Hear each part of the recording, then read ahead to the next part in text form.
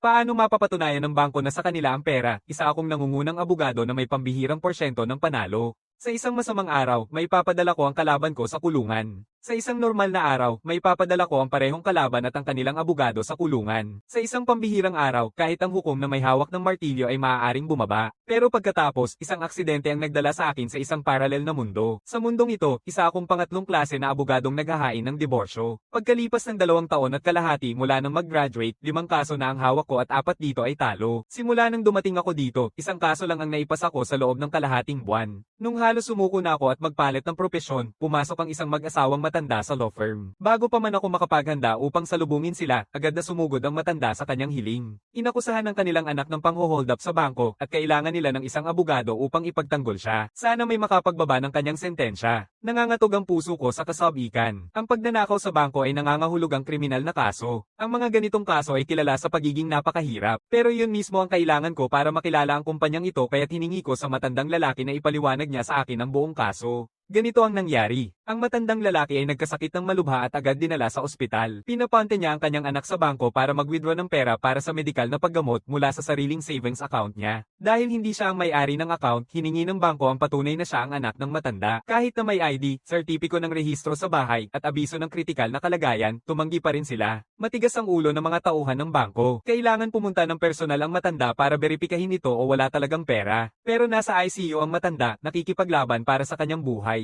Paano siya makakapunta? Paano niya mapapatunayan ang anumang bagay? Sa gitna ng pagtatalo, pumasok ang ilang mga kawatan at ni-raid ang bangko. Isa sa mga kawatan ang nakaalam na kailangan ng anak ng pera para mailigtas ang buhay ng kanyang ama. Walang pag-aatubili, binigay ng magnanakaw ang isang bahagi ng nakaw na pera sa kanya. Ang anak, desperado at walang ibang mapuntahan, dinala agad ang pera sa ospital. Kalaunan, nang maaresto ang grupo, kinilala ang anak bilang kasabwat dahil kinuha niya ang pera. Siya ay nahatulan ng malakihang pagnanakaw at pinatawan ng 20 taong pagkakakulong. Humingi ng apela ang matanda, ngunit pinanatili ng ikalawang paglilitis ang orihinal na hatol. Ngayon ay nasa yugto na tayo ng huling paglilitis. Kapag naibigay na ang huling hatol, wala nang magiging apela. Isasara na ang kaso magpakailan pa man. Nang banggitin ng matanda ang ikalawang paglilitis, sumiklab ang kanyang galit. Ang abogadong iyon ay galing sa isang nangungunang kumpanya sa Timog, nag-claim na isang elite na tagapagtanggol sa krimen, humingi ng $188,000 sa bayad. Pagkatapos sa korte, 3 pangungusap lang ang sinabi niya. Sige, oo, at tinatanggap namin ang hatol ng hukom. Nanginginig ang matanda sa galit habang naaalala yon. Agad na niyayakap ni Margaret, ang asawa niya, si Harold sa likod. Abogado, maraming nakatutok sa kasong ito. Narinig namin na maaaring i-livestream ang huling paglilitis. Hindi na kami nagtitiwala sa malalaking kumpanya. Pumunta na kami sa maraming maliliit na kumpanya pero walang tumanggap ng kaso. Mataas ang profile ng kaso at dahil sa livestream, sobrang excited ako. Libreng advertising ito para sa kumpanya. Walang pag-aatubili, tinanggap ko ang kaso at nangako. Kung hindi ka masisiyahan sa resulta, walang bayad. Mabilis naming nilagdaan ang kasunduan sa representasyon. Sa sandaling iyon, pumasok ang isang batang babae. Kumusta?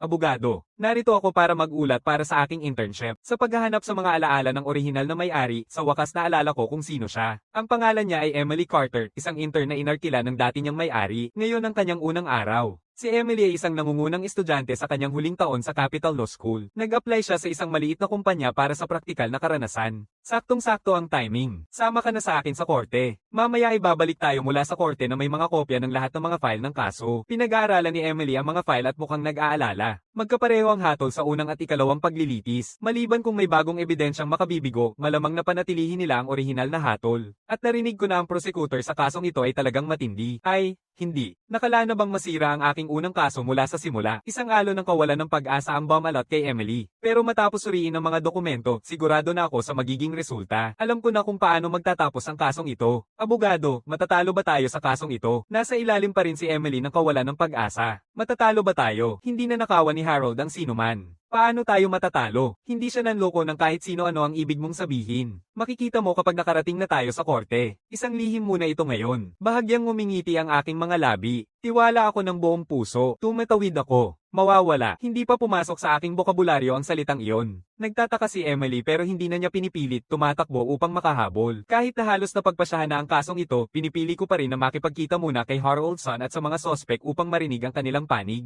Ang kaso ni David Thompson ay naging kontrobersyal mula pa noong simula. Matapos mawala ng 2 paglilitis, hindi pa nailalabas ang formal na hatol. Nasa kustodiya pa rin si David. Magmadali, tinawag na si David. Dinala ko si Emily sa silid ng pagtatanong. Mukhang masama si David. Matapos ang 2 paglilitis, nawala na ang lahat ng pag-asa niya na mapababa ang sentensya. Tumingin si David sa akin at itinaas ang ulo. Kumusta, abogado? May pag-asa pa ba ako? Isang bahagyang ngiti ang sumisilay sa aking labi. Tiyak, nangako ko sa iyong mga magulang. Biglang tumingala si David. Talaga, hindi mo lang sinasabi yon. Walang bayad kung talo tayo. Kumpiyansa ka bang mananalo tayo? Kung kinuha ko ang kasong ito, tiyak na may kumpiyansa ako. Basta makipagtulungan ka ng buong buo, hindi magiging problema ang pagbawas ng iyong sentensya. Depende ng husto sa iyong pag-uugali. Lubos akong kumpiyansa sa kasong ito. Makikipagtulungan ako. Gagawin ko ang anumang kailangan mo. Nakikita ang aking kumpiyansa. Mariing tumango si David. Muling nagningning ng isang pag-asa sa kanyang puso. Pinapakita ko kay Emily na magtala at nagsisimula ng itanong ang mga detalye ng insidente at ang kanyang mga sagot noong unang at ikalawang paglilitis. Makalipas ang kalahating oras, lumalabas ako mula sa kulungan na kontento. Lahat ng kailangan kong kumpirmahin ay nakumpirma na. Oras na para maghanda sa paglilitis. Pagbalik sa opisina, mabilis kong inayos ang mga materyales para sa paglilitis at ibinigay kay Emily. Binubuksan ni Emily ang mga ito at nag-aalinlangan. Abogado, hindi ba medyo sobra ang pagiging agresibo ng paraan na ito? Kailangan ng matapang na taktika sa kasong ito. Ituloy mo na ang proseso nito. Di nagtagal, naipasa at naaprubahan ang huling aplikasyon para sa paglilitis ni David Thompson. Sa parehong oras, isang summons mula sa korte ang dumating sa legal na departamento ng Central Bank. Kaso laban sa Central Bank dahil sa hindi tamang gawain na nagdulot ng maling pagkakakulong sa aming kliyenteng si David Thompson na humihingi ng 200,000 bilang kabayaran sa nawalang kita at emosyonal na paghihirap. Ano bata, sa kaso ni David Thompson, ang bangko ang biktima at ngayon nakakatanggap sila ng summons mula sa nasasakdal. Ito ay sobrang nakakatawa. Kailan pa naging dahilan ng mga magnanakaw para magdemanda? Galit na galit si William Ross, direktor ng Central Bank, at agad niyang tinawagan ng legal na departamento, hinihiling na seryosohin nila ito. Samantala, dahil sa kakaibang kaso ni David, ang headline na anak na panganay, 20 taon ang sentensya sa pagnanakaw ng pera para iligtas ang nagkakasakit na ama, ay mabilis na kumalat sa online.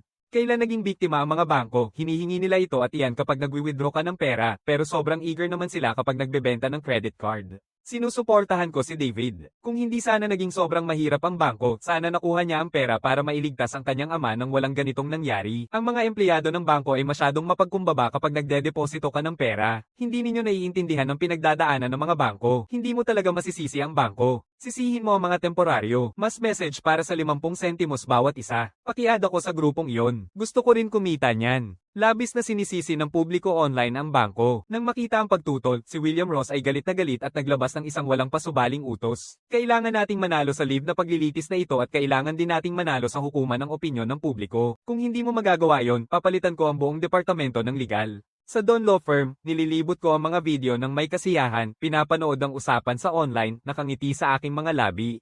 Sa ngayon, ang kaso laban sa Central Bank at ang huling paglilitis kay David ay nakakuha ng malaking atensyon. Manalo man o matalo, magiging kilala ang kumpanya. Tumingin si Emily sa mga komento online na may halo-halong damdamin. Abogado, naging sobrang malaking usapin na ito. Paano kung matalo tayo? Umupo ako ng bahagya at itinaas ang ulo ko para makita ang mukha niya. Walang paano kung. Yung mga file na pinapagawa ko tungkol sa mga kamakailang kaso ng Central Bank at impormasyon ng mga biktima. Natapos mo na ba yon? Tingnan ko nga. Inabot ni Emily sa akin ang mga materyales. Diretso akong tumutok sa pahina na may impormasyon ng kontak ng biktima. Pagkatapos ay tinawagan ko ang unang numero. Magandang araw. Ako ay isang abogado mula sa Don Law Firm. Nauunawaan ko na nagsampa ka ng kaso laban sa Central Bank 2 taon at kalahati na ang nakalipas, ngunit natalo ka. Interesado kang makita kung paano matatalo ang Central Bank sa isang kaso. Pagkatapos magbitiw, tinatawagan ko ang ikalawang kontak gamit ang parehong paraan. Tinitingnan ako ni Emily, may bahagyang gulat sa mata niya. Ganito mo mahahanap ang mga saksi. Hindi niya ganap na naiintindihan ang mga pamamaraan ko. Ito ay ganap na iba sa itinuturo sa law school. Hindi niya nakikita ang buong galing ko bilang isang profesional na abogado, pero marami siyang natutunan. Isa sa mga aralin ay ang pag-unawa sa mga relasyon.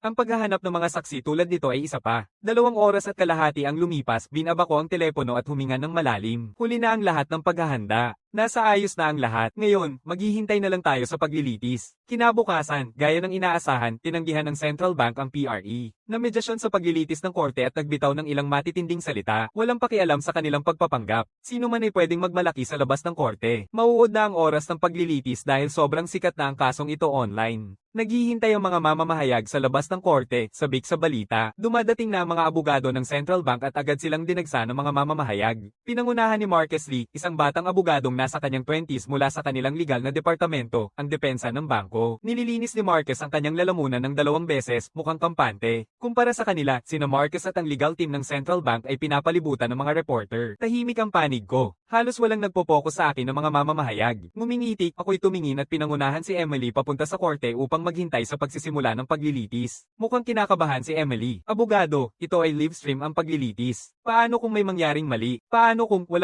maliban na lang kung sadyang magbibigay ng maling desisyon ang hukom? At kung mangyari yon, magiging mas mapanganib pa ang kasong ito. Ngumiti ako na nagpapahiwatig kay Emily na huwag mag-alala. Sa parallel na mundong ito, seryoso ang pagtrato sa batas. Ang batas ay may tunay na kabanalan. Lahat ay pantay-pantay sa harap ng batas. Karaniwang ipinatutupad ng mga hukom ang batas ng mahigpit ayon sa mga probisyon nito. Nalaman ko na ang hukom na namumuno at ang panel para sa paglilitis na ito. Ang hukom na namumuno ay si Hukom Patricia Giao, Vice-Presidente ng Munisipal na Korte. May malawak na karanasan sa pananaliksik legal, taon ng karanasan sa korte, at nakapangulo na sa daan-daang paglilitis na may matibay at makatarungang hatol. Wala akong alalahanin tungkol sa hindi patas na pagtrato. Kilala si Hukom Giao sa kanyang patas na mga hatol. Kapag nakaupo na ang parehong koponan ng legal, sisimulan ng court clerk ang pagbasa ng mga patakaran sa korte. Upang mapanatili ang kaayusan at dignidad sa korte, ang mga sumusunod na patakaran ay ipapahayag na ngayon. Una, ang lahat ng partido, kanilang mga legal na kinatawan, at mga tagapanood ay kailangang sundin ang mga tagubili ng presiding na hukom. Pangalawa, kapag pumasok ang panel ng hukuman at ang ipahayag ng presiding na hukom ang desisyon ng korte, lahat ng naroroon ay kailangang tumayo.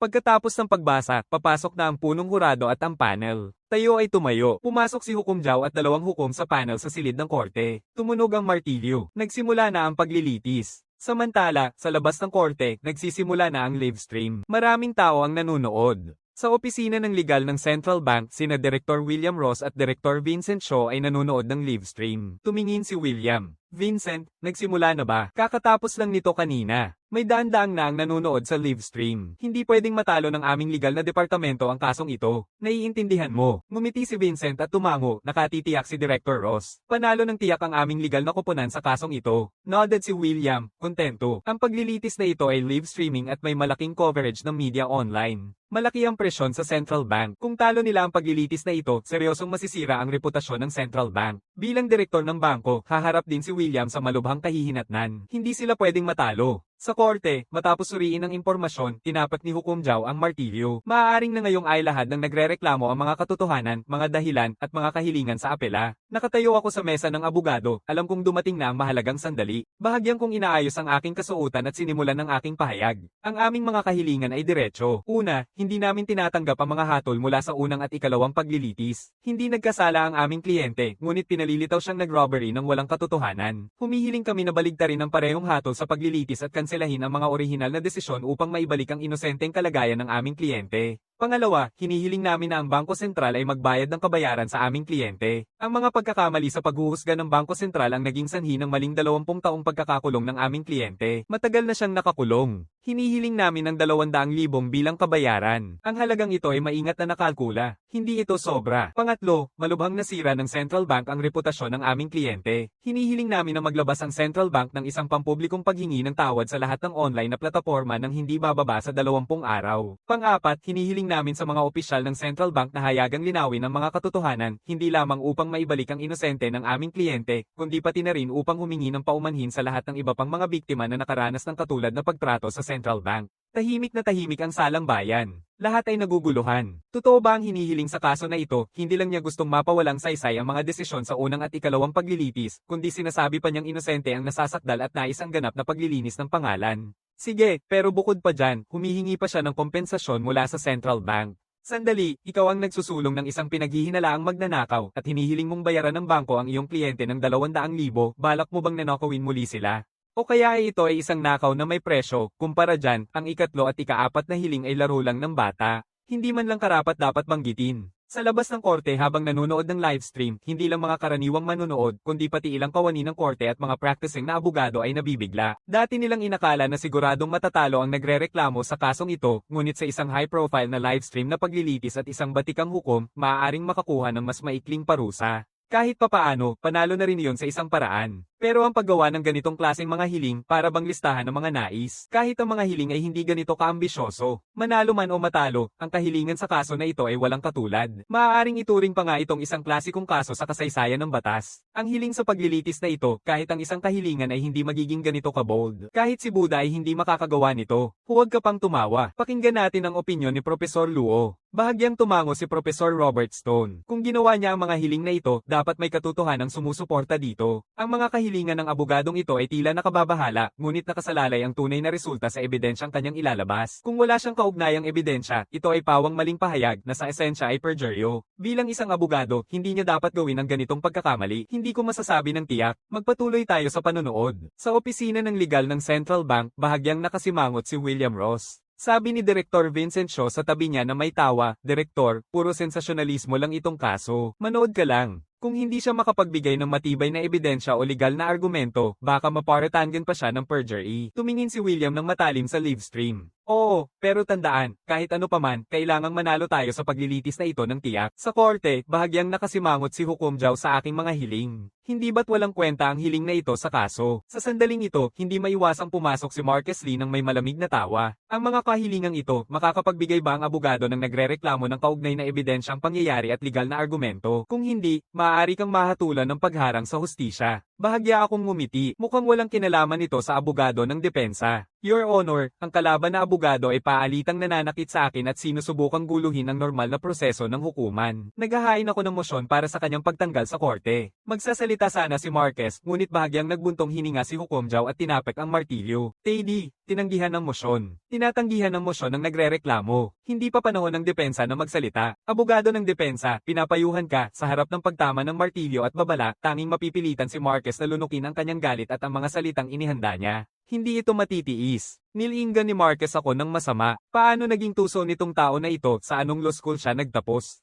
Hindi lang nakakatawa ang mga hiling niya, kundi ngayon isang pangungusap mula sa kanya at nagrereklamo na siya para paalisin sa korte. Ang pagtanggal sa korte ay nangangahulugang nakagambala ka sa proseso o sa kalaban at kailangang pansamantalang umalis. Malinaw na, hindi talaga nakagambala ang kanyang mga salita, pero sobrang tuso nitong tao na kahit ganito, umaakyat pa rin siya para sa pagtanggal. Humihinga ng malalim si Marquez, pinapalakas ang loob niya. Ang mga paghahabol ng abogadong ito sa kaso ay walang batayan at nakasagabal na sa normal na proseso ng hukuman. Kung hindi siya makakapagbigay ng ebidensya, haharap siya sa pagkakakulong o kriminal na pagkakakulong. Hindi lang ako mananalo sa kasong ito ng direkta, kundi pananalo rin ng Central Bank sa laban sa opinyon ng publiko. Hindi na kailangang magalit. Unti-unting bumababa ang loob ni Marquez. Sa upuan, bahagyang nakasimangot si Huwes Jao at nagbigay ng babala. Clerk ng nagsasakdal, bilang nakaupong hukom, obligado akong beripikahin ang inyong mga hinihinging demanda sa kaso. Kung wala kang katotohanan o legal na batayan sa iyong mga argumento, ayon sa batas kriminal, ang pagbibigay ng maling saksi sa korte ay magreresulta sa pagsasampa ng kaso para sa maling paglilitis na may panagot na kriminal ayon sa batas. Sa tabi ko, sobrang nervyos ni Emily na parang may pawis na namumuo sa mukha niya. Gusto niyang hilahin ang manggas ko para mapakalma ako, pero tumango ako ng seryoso. No, alam ko ang mga kahihinatnan ng pagsasabi ng mga maling pahayag. Ako ay buong pusong responsable sa lahat ng aking sinasabi sa korte na ito. Sumabog ang ingay ng mga bulong sa loob ng korte. Bang! Bang! Utos sa korte, pamapalo si Huwes Jao ng martilyo. Ipagpapatuloy niya, sige. Dahil nakumpirma na ang iyong mga hinihingi sa kaso, maaari nang ipresenta ng depensa, ang Bangko Sentral, ang kanilang sagot at kontradiksyon. Ito na ang kanyang pagkakataon. Marquez, bilang abogado ng Central Bank, bahagyang tumango. Narito ang aming sagot. Una, tungkol kay David Thompson, ang nagpasimula ng kaso. Pangalawa, ipapanatili namin ang mga desisyon ng munisipal na pangunahing hukuman at munisipal na intermediate court sa unang at ikalawang paglilitis. Pangatlo, hinihiling namin na bayaran kami ng plaintiff ng buong buo para sa pinsala sa reputasyon na nagkakahalaga ng $500,000. Pang-apat, hinihiling namin na sagutin ng plaintiff ang lahat ng aming gastuseng legal. Your Honor, tapos na ang aking sagot at mga kontrakaso. Bang! Pinapalo ni Huwes Jao ang martilyo. Naipakita na ng parehong panig ang kanilang mga kahilingan. Tapos na ang sagot at mga kontra-claim ng nagrereklamo. Naipakita na ng parehong panig ang kanilang mga hiling. Maaaring ipakita na ngayon ng nag-abla ang mga kaugnay na ebidensyang paktwal at legal. Nang bumaba ang salita ni Huwes Jao, lahat ay nakatingin sa akin. Sa huli, ang mga hinihingi sa kaso ng nagrereklamo ay medyo nakababahala. Nais ng lahat na makita kung anong uri ng katotohanan at legal na batayan ang aking maipapakita. Emily, bilang aking katulong, sobrang kabado niya na pawis ang palad niya. Abogado, ano ang gagawin natin ngayon? May ebidensya ba tayo? Sandali, meron ba talaga tayong ebidensya? Nagmamakaawa si Emily na binabaliktad ang mga materyales ng kaso sa kanyang mga kamay. Bahagyang kumikindat ang aking mga labi. Anong klaseng tanong yan? Intern ka pa rin sa law firm at nag-aalala ka pa rin tungkol dito. Kukunin ko ang mga materyales mula sa mga kamay ni Emily at magsasalita ng mahinahon. Your Honor, bago ipakita ang kaugnay na legal na batayan, nais kong ipaliwanag ng aking kliyente ang insidente. Bang, iginawad ang mosyon. Maaaring ilarawan na ngayon ng akusado ang insidente. Sa kanyang upuan, dahan-daang umangat si David Thompson, nakatingin sa dalawang tagapagbantay sa kanyang tabi, medyo kinakabahan ang itsura. Nang magtagpo ang kanyang mga mata sa akin, bahagyang siyang napakalma. Your Honor, maaari po bang makahingi ng tubig? Matapos magsalita si Hukom Jao, isang tagapagbantay ang naghain kay David ng isang bote ng tubig. Pagkatapos uminom, tuluyang nawala ang kanyang nervyos, at nagsimula siyang umiyak habang nakaupo sa sahig. Binilhan niya ako ng bahagi ng nakaw na pera. Pagkatapos ay dinala ko ang pera sa ospital para bayaran ang mga bayarin. Itataas ko ang aking kamay. Hono, nais kong tanungin ang aking kliyente tungkol sa ilang detalye. Tumamba ang martilyo. Sige, ngunit hindi ka maaaring magtanong tungkol sa mga bagay na labas sa kaso o mag-udyok sa salarin na ipaliwanag ang kanyang intensyon. Matapos humingi ng pahintulot kay West Jao, tanong ko, akusado, nakilahok ka ba sa nakawan? Hindi. Pwede mo bang ilarawan ng detalyado kung paano binigay sa iyo ng nakawan ng pera? Naalala ko na isang maikling nakawan ang nakakita sa akin na nakaluhod sa sahig na nakayuko ang ulo, umiiyak. Tinawag niya akong duwag at sinabi, paano ako matatakot ng ganito? Sabi ko sa kanya na dahil nasa ospital ang tatay ko. Hindi ko mailabas ang pera. Nag-aalala ako para sa aking ama, kaya ako'y umiiyak. Parang nanguhutwat ang kawatan sa bangko para makuha ang pera pangligtas sa kanyang sariling pamilya. Pagkatapos marinig ang nangyari sa akin, naglabas siya ng 2 bungkus ng pera at ipinasok ito sa aking mga braso. Nagpapatuloy ako sa pagtatanong. At pagkatapos, ano ang ginawa mo muna nang ilagay ng magnanakaw ang pera sa iyong mga braso? Sagot ni David ng mabilis. Naaalala ko ng malinaw. Ang una kong instinct ay hindi kunin ito. Natakot ako. Pagkatapos ay sinumpa ako ng holdupper, tinawag na anak na walang utang na loob. Kaya kinuha ko ang pera. Maganda. Salamat sa iyong pakikipagtulungan. Your Honor, natapos ko na ang pagtatanong. Bang, bumagsak ang martilyo. Tumingin si West Jao sa mesa nang nagrereklamo. Natapos na ang pagtatanong ng kanilang abogado. Maaari mo nang simulan ang iyong mga legal na argumento. Oo, kagalang-galang. Dahan-dahan kong binabawi mula sa aking mga materyales ang mga pangunahing isyong inilantad ng prosekusyon sa unang paglilitis. Hono, ito ang mga isyo at hatol ng prosekusyon mula sa unang paglilitis sa munisipal na korte. Naniniwala ako na maraming problema ang hatol na ito, maraming hindi makatwirang aspeto na nagdulot ng seryosong pinsala sa aming kliyente. Nakatuon ang lahat ng mata sa akin sa loob ng korte. Hindi makatwiran ang hatol sa unang paglilitis. Sinusubukan ba niyang baligtarin ito? Lahat ng hurado at manunood ay nakatingin sa akin. Maging ang mga nanonood sa livestream ay biglang napapansin. Ibig bang sabihin nito ay tinatangka niyang haminin ang hatol sa unang paglilitis, sinusubukang baguhin ang desisyon ng korte, haha. Sa tingin ko, ito talaga ang ibig sabihin nito. Ano man ang magiging pinal na hatol, nakakaaliw na subukang baligtarin ang unang paglilitis. Maaari namang tanungin ang mga hindi makatwirang bahagi ng hatol sa unang paglilitis, pero para mapawalang saysay ito kailangan magpakita ng bagong ebidensya. Mukhang sobrang kumpiyansa ang batang abogadong ito. Tinitingnan ni Professor Stone ang mga komento at nanonood ng livestream na may bahagyang ngiti. Kahanga-hanga ang abogadong ito nang nagrereklamo. Hindi pa ako sigurado kung paano balak ng abogadong ito na baguhin ang desisyon sa unang paglilitis, pero maganda naman ang kanyang ipinapakitang pagganap sa korte. Ang aking atensyon sa kasong ito ay nakatuon sa hatol ng paglilitis mismo. Hindi ako pamilyar sa mga dokumento ng unang at ikalawang paglilitis, kaya hindi ako makapagbibigay ng hatol. Tuloy lang tayo sa panonood. Sa korte, bahagyang nagkakumot ang noo ni West Jao, tahimik ang kanyang tono. Tungkol sa unang hatol ng Municipal Primary Court, anong mga hindi makatwirang aspeto ang maaaring mapatunayan ng abogado ng akusado na pwedeng labanan gamit ang mga batas? Opo, Your Honor, tumango ako. Ito ang hatol ng Municipal Primary Court para sa aming kliyente. Una, inakusahan ng Municipal Primary Court na alam ng aming kliyente na kinuha niya ang pera na ninakaw ng mga sospek mula sa bangko, ngunit pinili pa rin niyang kunin ito. Kaya't hinatulan ng korte na ang layunin ng aming kliyente ay magnakaw ng pera mula sa bangko, kaya't siya ay kinumpiska bilang isang kasabwat. Pangalawa, ginamit ng Municipal Primary Court ang katotohanang nakipag-ugnayan si David Thompson, ang aming kliyente, sa mga sospek. Bilang karagdagang katunayan, hindi namin tinatanggap ang 2 puntong ito ng hatol.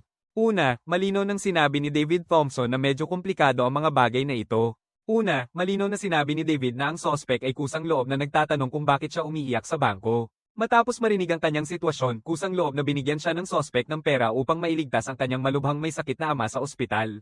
Bukod pa rito, ang unang emosyonal na estado ni David ay pag-aalala at takot kaya wala siyang intensyong magnakaw. Bukod pa rito, sinabi ni David na binaboy siya ng sospek. Sa sitwasyong iyon, malinaw na ipinakita ng pagbibiro ng sospek kay David ang kanyang hindi pagkagusto sa ginawa ni David. Sa mahahalagang pagkakataon, hawak ng sospek ang isang mapanganib na armas at maaaring siyang makasakit kay David ng walang dahilan. Sa ganitong sitwasyon, walang katiyakan ng kaligtasan ni David. Ayon sa aming mga batas, si David ay pumapasa sa mga kondisyon para sa depensa ng panggigipit kaya wala siyang pananagutang kriminal. Batay sa mga nabanggit, hindi namin tinatanggap ang ikalawang punto ng desisyon ng Municipal Primary Court. Kaya, nilalabanan namin ang parehong unang at ikalawang hatol sa paglilitis laban sa aming kliyente, David Thompson. Ano, nabubulabog ang korte sa ingay. Lahat ay nagulat sa matalim na mga argumento na aking inilabas. Matapos silang pag-isipan ng maigi, ilan ay tinitingnan ako ng may paghanga. Nagniningning din ang mga mata ni David. Inosente ako, may pag-asa pa ba? Hindi ako mapupunta sa bilangguan, maaaring mawala ng Central Bank.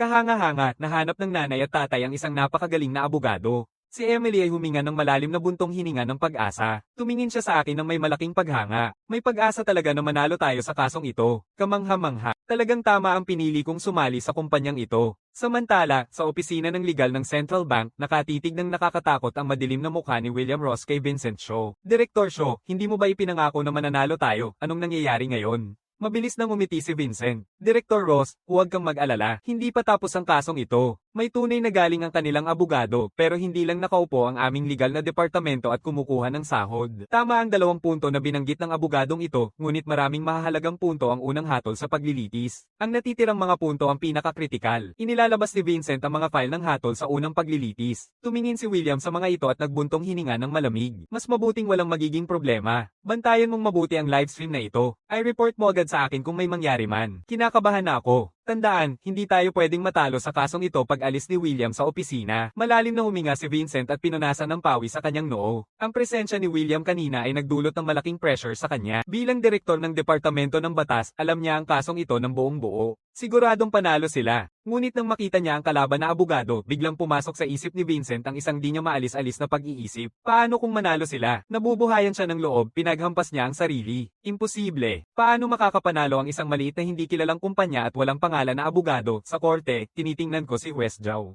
Your Honor, tapos na po ang aming pahayag. Tumango si Judge Zhao ng bahagya at tumingin kay Marquez. May nais bang idagdag ang Central Bank o ang prosekusyon? Nagmamaktol si Marquez sa akin, nakangisi. Talagang kakaiba itong abogadong ito, tanging unang 2 punto lang ang tinutukan at hindi pinapansin ang natitirang bahagi ng hatol. Itinaas ni Marquez ang kamay niya. No, mayroon po akong mga tanong. Nagmamano siya sa hukom. Tumingin si West Zhao sa depensa, kay Marquez. Maaaring magtanong ang tagapagtanggol sa korte. Huminga ng malalim si Marquez at kinuha ang unang hatol sa paglilitis. Ibinigay niya ito sa isang katabing kawani ng korte. Nais kong ipawalang sala. Nang makita ni West Zhao na kunin niya ito, seryosong nagsalita siya. Ang abogado ng nag-abla mula sa Don Law Firm ay kamakailan lamang na nagsabi ng kanyang hindi pagkakasya sa unang hatol ng Municipal Primary Court at nagbigay ng mga kaugnay na dahilan, ngunit ang tagapagtanggol ng nag-abla, pinipili mo lamang ay address ang unang 2 punto habang sinasadyang hindi pinapansin ang natitirang mga ito. Ang ikatlong punto ng hatol ay na napagpasyahan ng munisipal na pangunahing korte na si David Thompson, na alam na ang pera ay pag-aari ng bangko, ay pinili pa rin gamitin ang ari-arian na iyon upang bayaran ang hospital bills.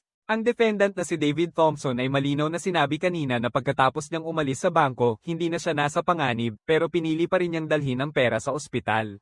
Batay sa puntong ito, masasabi natin na ito ay sariling pasya ni David, hindi ang sitwasyong pinanghahawakan ng abogado ng nagrereklamo na pinilit siya. Tinanong ko ang abogado ng nagsasakdal kung malinaw na alam ng kliyente ninyo na iyon ay ari-arian ng bangko, bakit niya pinili pumunta sa ospital sa halip na tawagan ng pulis upang isumbong ang pera ng bangko o maghintay hanggang makarating sa isang ligtas na lugar bago ibalik ang pera. Ipinapakita nito na una niyang alam na ito ay pera na ninakaw mula sa bangko. Nang umalis siya sa bangko, wala nang panganib kay David at hindi na siya kwalipikadong gamitin ang depensa ng panggigipit. Pinagsasama ang 2 salik na ito, hindi ba't ito ay isang subhetibong paggamit ng nakaw na pera mula sa bangko upang iligtas ang kanyang ama? Siyempre, naiintindihan ko na ito ay likas na katangian ng tao. Hindi ko tinatanggihan ang emosyonal na pag-aalala at pagmamahal ni David sa kanyang ama, ngunit mula sa pananaw na factual at legal, walang problema sa hatol laban kay David. Pagkatapos magsalita ni Marquez, tumingin siya sa aking direksyon. Yung huling bahagi ay pinalutang lang. Alam niya na maraming opinyon ng publiko tungkol sa kasong ito, kaya dapat siyang maging maingat sa pananaw ng tao. Ngumiti ng bahagya si Hukom Zhao. Mayroon bang pagtutol o ibang pananaw ang nagrereklamo tungkol sa pagtanggol ng nasasakdal? Sinalubong ako ni Marquez ng isang mapanghamong tingin. May bahagyang ngiti sa aking mga labi. Ito na talaga ang hinihintay ko. Dumating na ang pagkakataon na pabagsakin ng central bank. No, wala akong pagtutol sa mga sinabi ng depensa. Tama ang pananaw ng abogado, pero may isang bagay na hindi napansin ng depensa. Gusto kong itanong sa tagapagtanggol, paano mo matutukoy na ang pera sa kamay ni David ay sa bangko pagmamay-ari? Sinabi ng abogado ng depensa na ginamit ni David ang pera ng bangko upang bayaran ang hospital at ito ang nagsilbing batayan sa pagtukoy sa intensyon ni David. Pero paano mo mapapatunayan na pagmamay-ari nga ng bangko ang pera? Ang tanong ko pabalik ay nagpa-sorpresa kay Marcus Lee ng husto. Anong ibig sabihin yan? Anong sinasabi mo? Paano mapapatunayan ng bangko na sa kanila ang pera? Talagang nakakabahala ang tanong na ito. Hindi lang si Marcus Lee ang nagugulat, kundi pati na rin ang maraming nanonood sa korte ay nalilito. Magagawa mo ba yon? Ang galing! Ang talas ng tanong na iyan, nabibighani ang mga nanonood ng live na pagdinig sa ilang segundo. Haha, anong ibig sabihin nito? Pahintulutan ng bangko na patunayan na ang pera ay pag-aari ng bangko. May tunay na galing ang abogadong ito. Hindi ko ma-anticipate kung saan patutungo ang kasong ito. Pakiramdam ko nasira ang utak ko. Hindi ba tungkol ito kay David Thompson? Hindi ba dapat itong ito ng pansin sa pagpapababa ng sentensya ni David? Dapat ay nasa depensa ang bangko. Bakit ngayon sobrang agresibo ng abogado ni David? Hindi ako sigurado, pero nakakatuwang panoorin ang paglilitis na ito. Talagang nakakatuwang panoorin. Hindi ko talaga maintindihan. Pakinggan natin ang sasabihin ni Professor Stone mamaya. Sa korte, ang mapanlinlang kong tanong ay tuluyang pinatigil si Marcus Lee. Sa isang sandali, hindi niya moari kung ano ang iniisip ko. Mula sa pananaw ng pagtatanong, tunay na walang mali ang tanong ko. Pero sa pangkalahatang katotohanan, kung ang perang ninakaw ng mga magnanakaw mula sa bangko ay hindi pag-aari ng bangko, ito ba ay bumagsak mula sa langit? Si Emily Carter ay tinitigan ako ng may pag-iisip na para bang nagsisimula na niyang maunawaan ang isang bagay. Pumipitik si Wes Patricia Zhao ng kanyang martilyo at tinitingnan ako ng mahinahon. May ebidensya ba o legal na batayan ng abogado ng nagsasakdal upang suportahan ang pahayag na ito? Oo, kagalang-galang. Kinuha ko ang isang dokumento mula sa talaan ng unang paglilitis. Your Honor, ito ay ebidensyang ibinigay ng prosekusyon noong unang paglilitis. Ayon sa ebidensyang ibinigay ng prosekusyon, nagkaroon ng kaguluhan sa bangko noong panahong iyon. Hindi lang nilimas ng mga kawatan ng pera mula sa bangko, kundi nilimas din nila ang mga customer na nagsasagawa ng withdrawal, pinagsasama-sama ang lahat sa mga sako ng jute. Ayon sa footage ng surveillance, ang holdupper na binigyan si David ng pera ay sadyang kinuha ang 2 sako ng pera mula sa sako na gawa sa burlap. Hindi maipapakita kung ang 2 sako ng pera ay ninakaw mula sa bangko o galing sa mga customer na nag-withdraw na at naghahanda ng umalis. Paano mapapatunayan ng bangko na pag-aari ng bangko ang perang ito kung hindi nila ito mapapatunayan? Hindi maaaring patunayan ng bangko na nakilahok ang aking kliyente sa pagnanakaw sa bangko. Totoong nakuha ang perang ito sa pamamagitan ng pang-hold up, ngunit hindi ito ninakaw ng aking kliyente. Ibinigay ito ng magnanakaw sa aking kliyente. Sa pinakamasama, ang aking kliyente ay guilty lamang sa hindi makatarungang pagyaman. Lahat sa silid ng korte ay mukhang lubos na nalilito. Sa totoo lang, pwede mong ipaliwanag ito sa ganitong paraan. Bahagyang nakasimangot si Wes Patricia Zhao. Matapos ang maraming taon bilang punong hukom, na ipamahala niya ang daan-daang kaso. Sa pagkakataong ito, ang kaso ng pagnanakaw ni David Thompson ay may malaking epekto sa lipunan, kaya't inatasan siya ng presidente ng korte bilang pangunahing huwes. Ngunit ito ang kauna-unahang pagkakataon na nakatagpo siya ng kaso na may ganitong kalabuan at nakakatawang mga tanong. Tumingin siya sa panig ng bangko. May ebidensya ba ang bangko upang talikuran ang tanong ng abogado nang nagrereklamo? Galit na galit si Marcus Lee sa sandaling ito.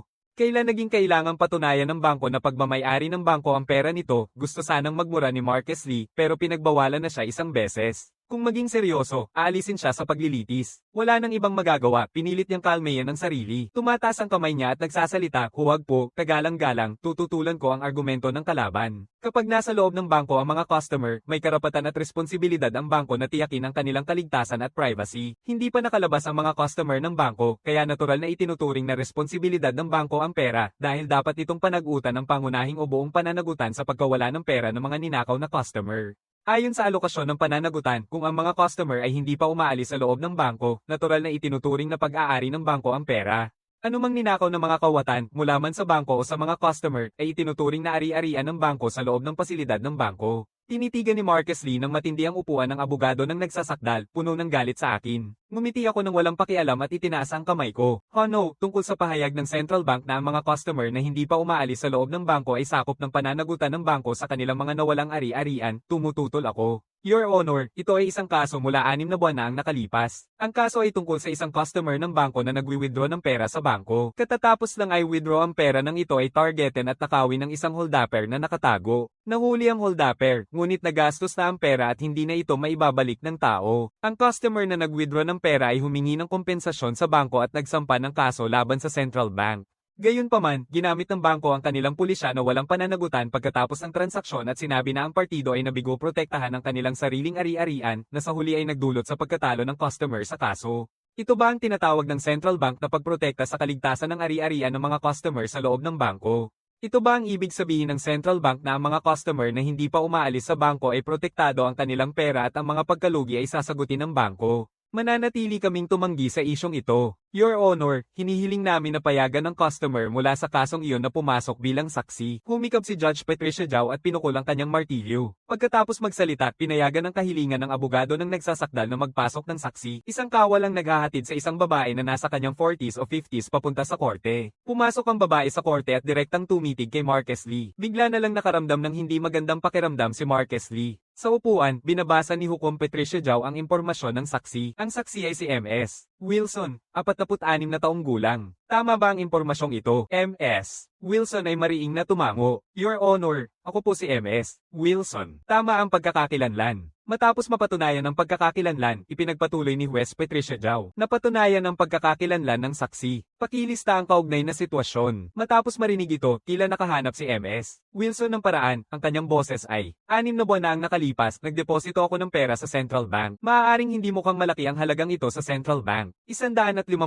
dolyar. Pero iyon ay pera na pinaghirapan naming mag-asawa ng ilang taon para ipon para sa aming anak na bumili ng bahay. Pagkatapos kong i-withdraw ang pera, may isang tao na agad itong kinuha. Nang mahanap nila ang tao, nawala na ang pera. Sinunod namin ang payo ng aming abogado at nagsampa ng kaso laban sa bangko. Pero ginamit ng bangko ang kanilang pulisya na walang pananagutan pagkatapos ng transaksyon at inangkin na hindi ko naalagaan ng maayos ang pera. Tumanggi sa responsibilidad at natalo ko ang kaso. Ngayon ang tamang pagkakataon. Gusto kong itanong sa Central Bank, ano ang ibig sabihin nito? Double standard, hindi ba, nang inakusahang kita, sinabi mong walang pananagutan pagkatapos ng transaksyon.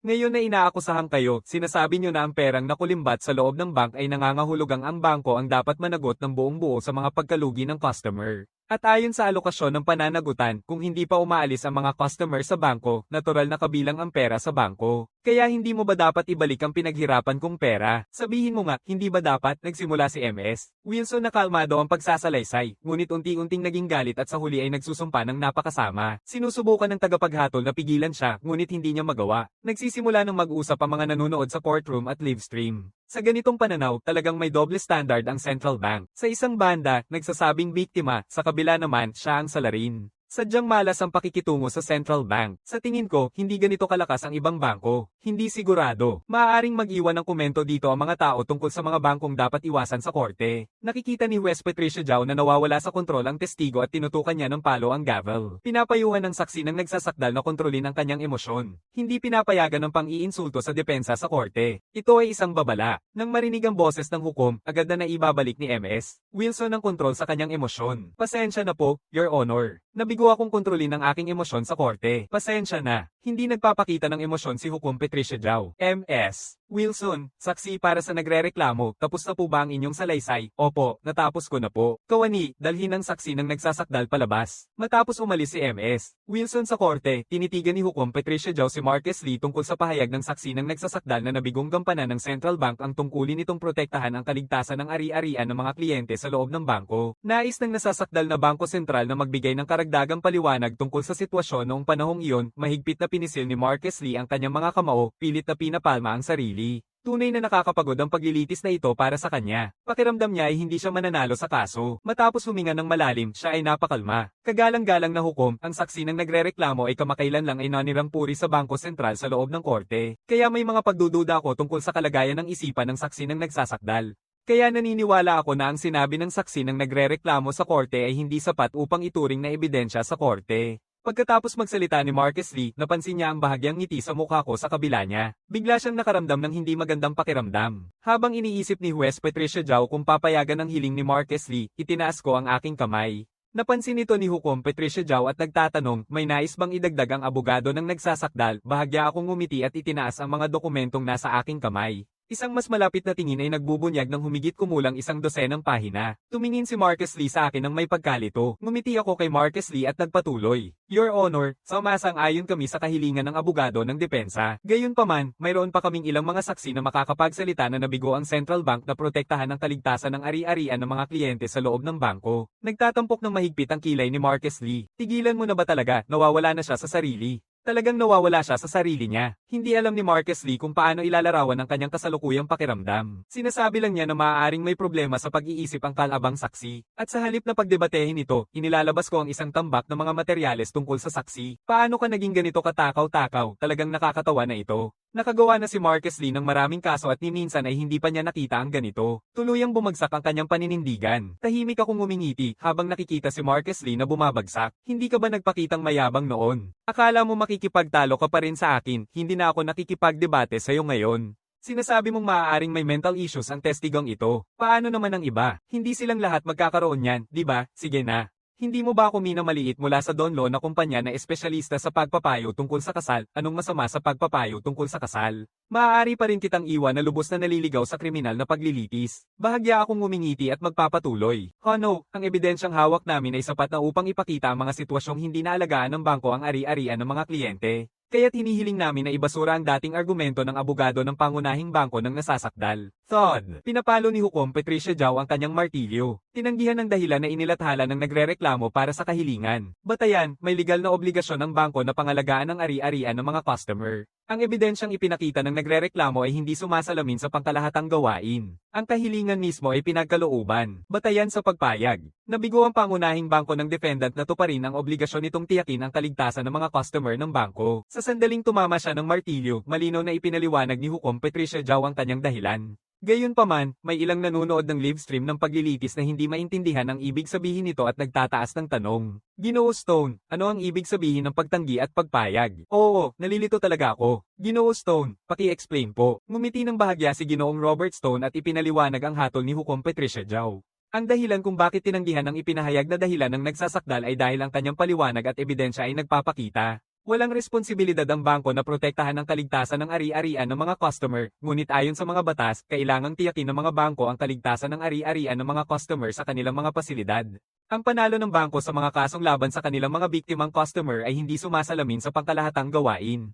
Kung papayagan ng dahilan, magpapakita ito na walang pananagutan ng mga bangko sa kaligtasan ng ari-arian ng customer, ngunit kung tatanggihan ng buo, hindi pa rin magagampanan ng Central Bank ang kanilang mga obligasyon sa kasong ito. Matalinong ang paghawak ng hukom dito. Ang pagtanggi sa ipinahayag na dahilan ng nagsasakdal ay nagpapanatili ng dangal ng batas. Ang pagtanggap mismo sa kahilingan ay nagpapakita na talagang nabigo ang Bangko Sentral sa kanilang mga tungkulin. Mali ang tinahak ng Central Bank mula sa simula ng kasong ito, tuluyang napasok sa panig ng kalaban. Bahagyang tumango si Professor Robert Stone. Natatakot ako na matatalo ang Bangko Sentral sa kasong ito. Matatalo ba ang Bangko Sentral? Kung sinasabi ni Professor Stone na matatalo ang Bangko Sentral, tiyak na talo na ito. Siyempre, tingnan mo kung sino si Professor Stone. Tinitingnan ni Professor Robert Stone ang mga komento at bahagyang ngumiti. Sige, panoorin natin ang huling pahayag at hatol. Your Honor, hindi ako pinayagang magpatuloy magsalita at magpaliwanag. Hinihiling ko na ideklara na walang bisa ang naunang hatol. Tinatanggihan ang kahilingan. Tumingin si Marcus Lee na parang naguguluhan. Ano ba ang ibig sabihin ng tinanggihan ang kahilingan? Your Honor, maaari ko bang malaman kung bakit tinanggihan ang aking kahilingan na ipahayag na ang hatol at naabisuhan na ang akusado? Hiningi ay tinanggihan. Kung nais ipagpatuloy ng akusado ito, maaaring humiling ng pagsusuri administratibo pagkatapos ng paglilitis, ngunit tinanggihan ang kasalukuyang kahilingan. Kung ipagpapatuloy ng abogado ng defendant ang pag-uusap tungkol dito, magbibigay ng ikalawang babala. Nakatingin si Marcus Lee sa hukuman na walang magawa at dahan-daang binibitawan ng mga salita. Oo, po. Tinitigan ni Hukom Patricia Giao nang walang pakialam ang panig ng nasasakdal, partikular kay Marcus Lee, saka tumingin sa akin at tinamaan ng martilyo niya. Ngayon ay gagawin na ng nag-abla at ng salarin ang kanilang huling pahayag sa korte. Abogado ng nag-abla, pakiusap, gawin mo na ang iyong huling pahayag. Oo, po, inyong honor. Ang susi sa pahayag sa korte ay kung makakaantig ito sa hukom at inihanda ko na ito ng maaga. Hindi na kailangan ng emosyonal na paghihikayat. Kung magiging patas ang hatol sa kasong ito, hindi tayo matatalo at mababawasan ang parusa ni David. Batay sa aking dating pagkakaintindi kay Hukom Patricia Giao, ang pinakamahalaga sa kanya ay ang legal na interpretasyon. Dahan-dahan akong tumayo. Ginoo at mga miyembro ng hukuman, batay sa mga dokumento at ebidensyang inilalahok namin, wala na kaming ay dadagdag.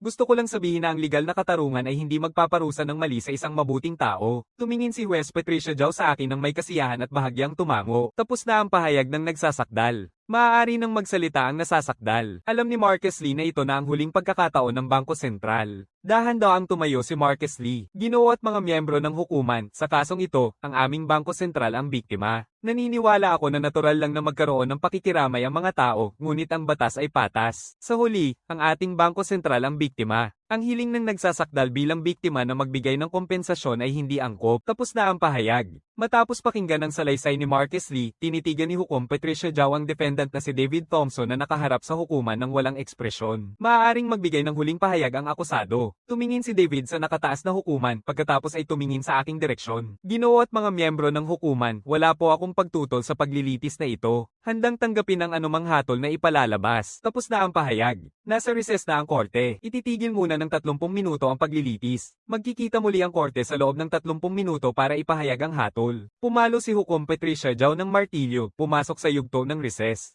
Nang ideklara ni Juez Patricia Giao ang recess, lahat ng nasa korte ay tumayo, nakatingin habang umaalis si Juez Patricia Giao at ang 3 miyembro ng hukuman sa mataas na upuan. Sa panahon ng recess, lahat ay nababahala sa huling hatol na ipapahayag. Tanging isang tao lamang ang hindi, ako. Nasisikip ang pawis ni Emily Carter. Ito ang kauna-unahan niyang personal na pagdalo sa isang paglilitis. Nasaksihan din niya ang aking mga argumento sa korte. Bagamat tapos na ang mga argumento, hindi pa rin alam ang pinal na hatol kaya sobra siyang kabado. Tumingin si Emily Carter sa akin ng may pagtataka. Abogado, hindi ka ba kinakabahan sa huling resulta ng paglilitis? Isang malaking kaso ito at naka-livestream pa. Narinig ko na nagdudulot ito ng malaking gulo. Hindi ka ba nag-aalala kahit kaunti? Pumikit ang sulok ng aking bibig, hindi kailangang kabahan ng sobra. Ang dapat husgahan ay husgahan. Hindi ito kailangang mangyari. Hindi tayo ang dapat mag-alala. Tumingin ka kay Attorney Lee. Bilang legal na tagapayo ng Central Bank, dapat mas kabahan siya kaysa sa atin.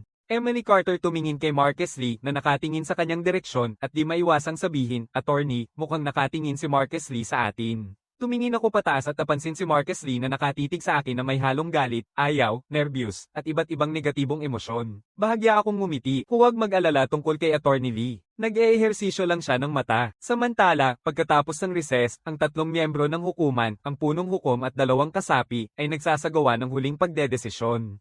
Tungkol sa kasong ito, mayroon ba kayong 2 opinyon? Tumingin si Hukom Patricia Giao sa 2 kasamang panel. Isa sa kanila ang nagsasalita, tungkol sa pahayag ng nagsasakdal na inosente si David, ang unang paglilitis ay nagparusa ng 20 taong pagkakakulong. Pinanatili ito sa ikalawang paglilitis. Kung ang ating huling apela ay magkaiba ng husto, hindi ba ito magdudulot ng kontrobersya? Ang isa pang kasapi ng panel ay tumango bilang pag-ayon. Bahagyang nakasimangot si Hukom Patricia Giao. Ang hatol ay nakabase sa batas. Hindi na natin kailangang banggitin ang unang at ikalawang paglilitis. Sundan natin ang hatol ng nakaupong hukom. Sa huli, nagkakasundo ang 3 na hayaan si Hukom Patricia Giao ang magpasya sa huli. Sa korte, mabilis na lumipas ang 30 minuto sa loob ng korte. Lahat ng sumusubaybay sa kasong ito ay sabik na naghihintay sa pinal na hatol. Nang pumasok si Juez Patricia Giao at ang 3 miyembro ng hukuman, lahat ay tumayo. Lahat sa korte ay nakatayo. Nanginginig na tinitigan ni Marques Lee ang upuan ng hukuman. Wala siyang tiwala sa magiging resulta ng paglilitis na ito at maghihintay na lang sa pagdedeklara ni Juez Patricia Giao ng hatol. Tinitigan ng panig ng nagdemanda, napapansin niya ang aking relax na ekspresyon at bumaba ang kanyang puso. Hawak ni Juez Patricia Giao ang mga dokumento ng hatol at dahan-daang nagsasalita sa ilalim ng pagtutok ng lahat. Ang kasong ito ay isang pinal na apela na pinakikinggan ng korte na ito, ang Pambansang Korte Suprema. Ang nagrereklamo ay si David Thompson, ang nasasakdal ay ang Central Bank. Ang hukuman na ito ang may jurisdiksyon sa kasong ito. Ang lahat ng naangkop na batas ay nakabase sa batas pambansa. Ayon sa ating kriminal na batas, kabilang sa mga elemento ng pangho-hold up ang paggamit ng karahasan, panggigipit o pagbabanta upang nakawan ang ari-arian ng kumpanya. Ang pahayag ng prosekusyon na si David Thompson ng isang kasabwat sa pagnanakaw ay hindi tumutugon sa mga legal na pangangailangan. Hindi ginawa ni David Thompson ng krimeng pagnanakaw. Gayunpaman, sadyang tinanggap ni David ang ari-arian na ilegal na nakuha at pinili pa rin niyang gamitin ito upang bayaran ang bayarin ng kanilang ama na nagiging sanhi ng hindi makatarungang pagyaman at paglilipat ng ilegal na pondo at pagtatago ng nakaw na ari-arian. Dahil sa mga pangyayari at kagyat na kalagayan at isinasaalang-alang na nawalan si David ng pangunahing katinoan noong panahong iyon, pinaikli ang sentensya. Si David Thompson ay mapaparusahan ng 6 na buwan na pagkakakulong na may isang taong probasayon at kailangang ibalik ang ilegal na nakuha niyang ari-arian. Tungkol sa kahilingan ng nagrereklamo na makakuha ng kabayaran mula sa Central Bank, ang Central Bank ay tunay na sangkot sa kasong ito. Inutusan ng Central Bank na humingi ng paumanhin kay David Thompson. Lahat ng iba pang paghahabol ay tinanggihan. Tungkol sa mga paghahabol ng nasasakdal, lahat ay tinanggihan. Ito ang pinal na hatol sa apela. Ayon sa aming batas proseso, ipapadala ng korte ang nakasulat na desisyon sa lahat ng partido sa loob ng 10 araw matapos ang pagsasara. Bumagsak ang martilyo. Tapos na ang korte. Sa mga salita ni Juez Patricia Giao, nagtatapos ang huling apela. Nang marinig ang pinal na hatol, tuluyang bumagsak si Marques Lee. Talo na at tuluyang nawala ang Central Bank. Hindi lang pinawalang sala si David sa pagnanakaw, binago pa ang hatol mula sa unang at ikalawang paglilitis, at ang sentensya ay 5 buwan lamang. Hindi lang 6 na buwan, kundi probasayon. Ano ang ibig sabihin ng probasayon? Hindi kailangang makulong si David basta't mananatili siyang sumusunod sa batas at hindi gagawa ng krimen, halos wala na itong halaga. Sa sandaling inanunsyo ang hatol, halos mawala ng ulirat si Marques Lee, ang legal na tagapayo ng Bangko Sentral. Sa opisina ng Legal Department ng Central Bank, pinapanood ni Director Vincent Cho ang livestream ng paglilitis. Nang marinig niya ang hatol, sandaling nanlaki ang mata niya, saka siya huminga ng malalim. Habang nanonood ng livestream ng paglilitis, may malabong pakiramdam siya na malamang talo ang paglilitis na ito. Pero ang hindi niya inaasahan ay magiging ganito kalaki ang naging pagkatalo sa hatol. Ang pagkakaroon ng probasayon ni David ay isang bagay, pero kailangang humingi rin ng paumanhin ng Central Bank kay David. Sino ang kayang humawak nito? Sa isang sandali, hindi alam ni Director Vincent Cho ang gagawin. Kung ikukwento niya kay William Ross ang resulta ng paglilitis na ito, maisip na niya ang sarili na lalabas sa may bitbit na personal na gamit sa opisina ng presidente ng Central Bank habang pinapanood ni William Ross ng close ang livestream ng paglilitis at galit na galit. Galit na niyang binuksan ang pinto ng Departamento ng Legal. Vincent Cho, ano ang ipinangako mo sa akin? Hindi mo ba sinabi na siguradong mananalo ang Central Bank at makakamit ang tagumpay sa opinyon ng publiko? Ito ba ang tinatawag mong tagumpay? Noong una, pinanood ni William Ross ang livestream ng paglilitis kasama si Director Vincent Cho sa Departamento ng Legal at labis siyang naiinis. Pero pagkatapos bumalik sa opisina ng presidente, hindi pa rin niya mapigil ang manood ng palihim sa livestream ng paglilitis. Hindi lang ito tungkol sa kung mananalo sila sa kaso. Ito ay tungkol sa reputasyon ng Central Bank. Ang Central Bank ay isang regional na bangko lamang. Kung masisira ang reputasyon nito, hindi masukat ang magiging pinsala sa bangko. Matapos mapanood ang buong livestream ng paglilitis, ang pakiramdam ni William Ross ay para siyang sumasakay sa isang roller coaster. Hindi lang ito humihinto, patuloy na bumababa hanggang sa mawalan siya ng pakiramdam. Wala nang pataas. Sa sandaling ihayag ang hatol, hindi na mapigilan ni William Ross ang kanyang emosyon at pumunta sa Departamento ng Batas upang harapin si Director Vincent Cho. Naramdaman ni Director Vincent Cho ang pagkadama ng pagkakahiya sa loob. Sino ang mag-aakalang ang isang baguhang abogado na nakatutok sa pagpapayo tungkol sa paghihiwalay ay magiging napakatindi sa kriminal na paglilitis na nangingibabaw sa buong paglilitis, lalo na kapag nakasalamuha ang isang batikang hukom tulad ni Patricia Joel.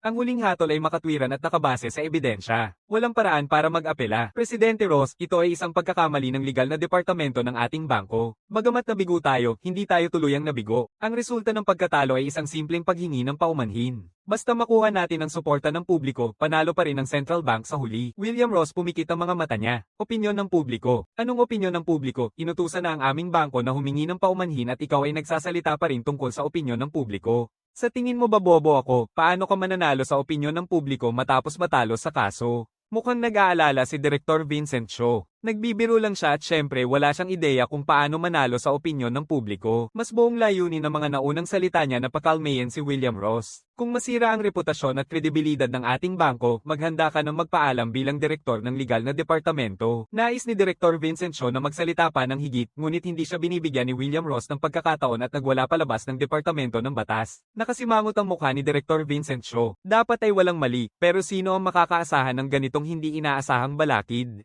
Sa eksena ng paglilitis, matapos ideklara ang pagtigil, umalis si Hukom Patricia Giao at ang dalawang iba pang hukom sa silid ng korte.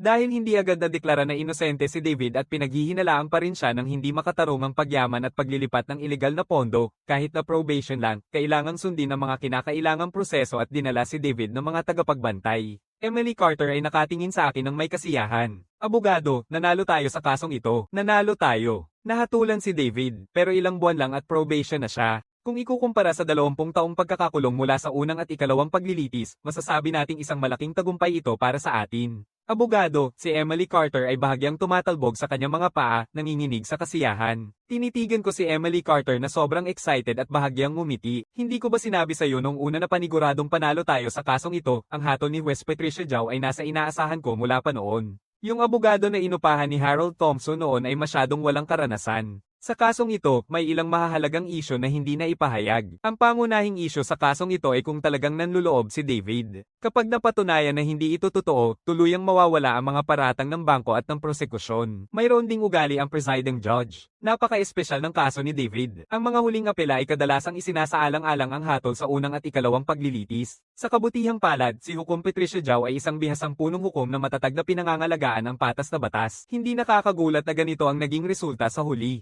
Sige, huwag masyadong ma-excite. Agad na ayusin ang mga materyales. May mga kaugnay pang usapin na kailangang asikasuhin. May trabaho pa tayo na kailangang tapusin. Oo, abogado, pinipigilan ni Emily Carter ang kanyang kasiyahan at masigasig na tinatapos ang pag-aayos ng mga dokumento. Pagkatapos ay sumunod siya sa akin, naghahanda ng umalis sa hukuman. Sa kabilang banda, nakatitig si Marcus Lee sa akin ng matindi, ang mga mata niya ay naglalaman ng pagkawasak o mapanakit na selos. Habang dumadaan kami, mahinang bulong ni Emily Carter, abogado, na mukhang hindi masaya si Marcus Lee mula sa legal na departamento ng Central Bank sa iyo. Bahagya akong ngumiti, magpapasya na lang kami sa sarili naming paraan. Oo, abogado. Nang marinig ang usapan na ito, sobrang galit ni Marcus Lee na halos maputol ang hininga niya. Bukod sa pagkatalo sa kaso, maaari bang maghinay-hinay kayo sa pagbulungan kapag dumadaan sa harap ko? Malapit na, ang ingay pa. Akala mo hindi ko maririnig. Walang magagawa, talo pa rin ang talo. Walang silbi ang galit sa korte. Nasa labas na ang pinal na resulta ng apela. Pagkatapos ayusin ni Marcus Lee ang mga materyales ng paglilitis, sumunod siya sa akin at lumabas ng korte.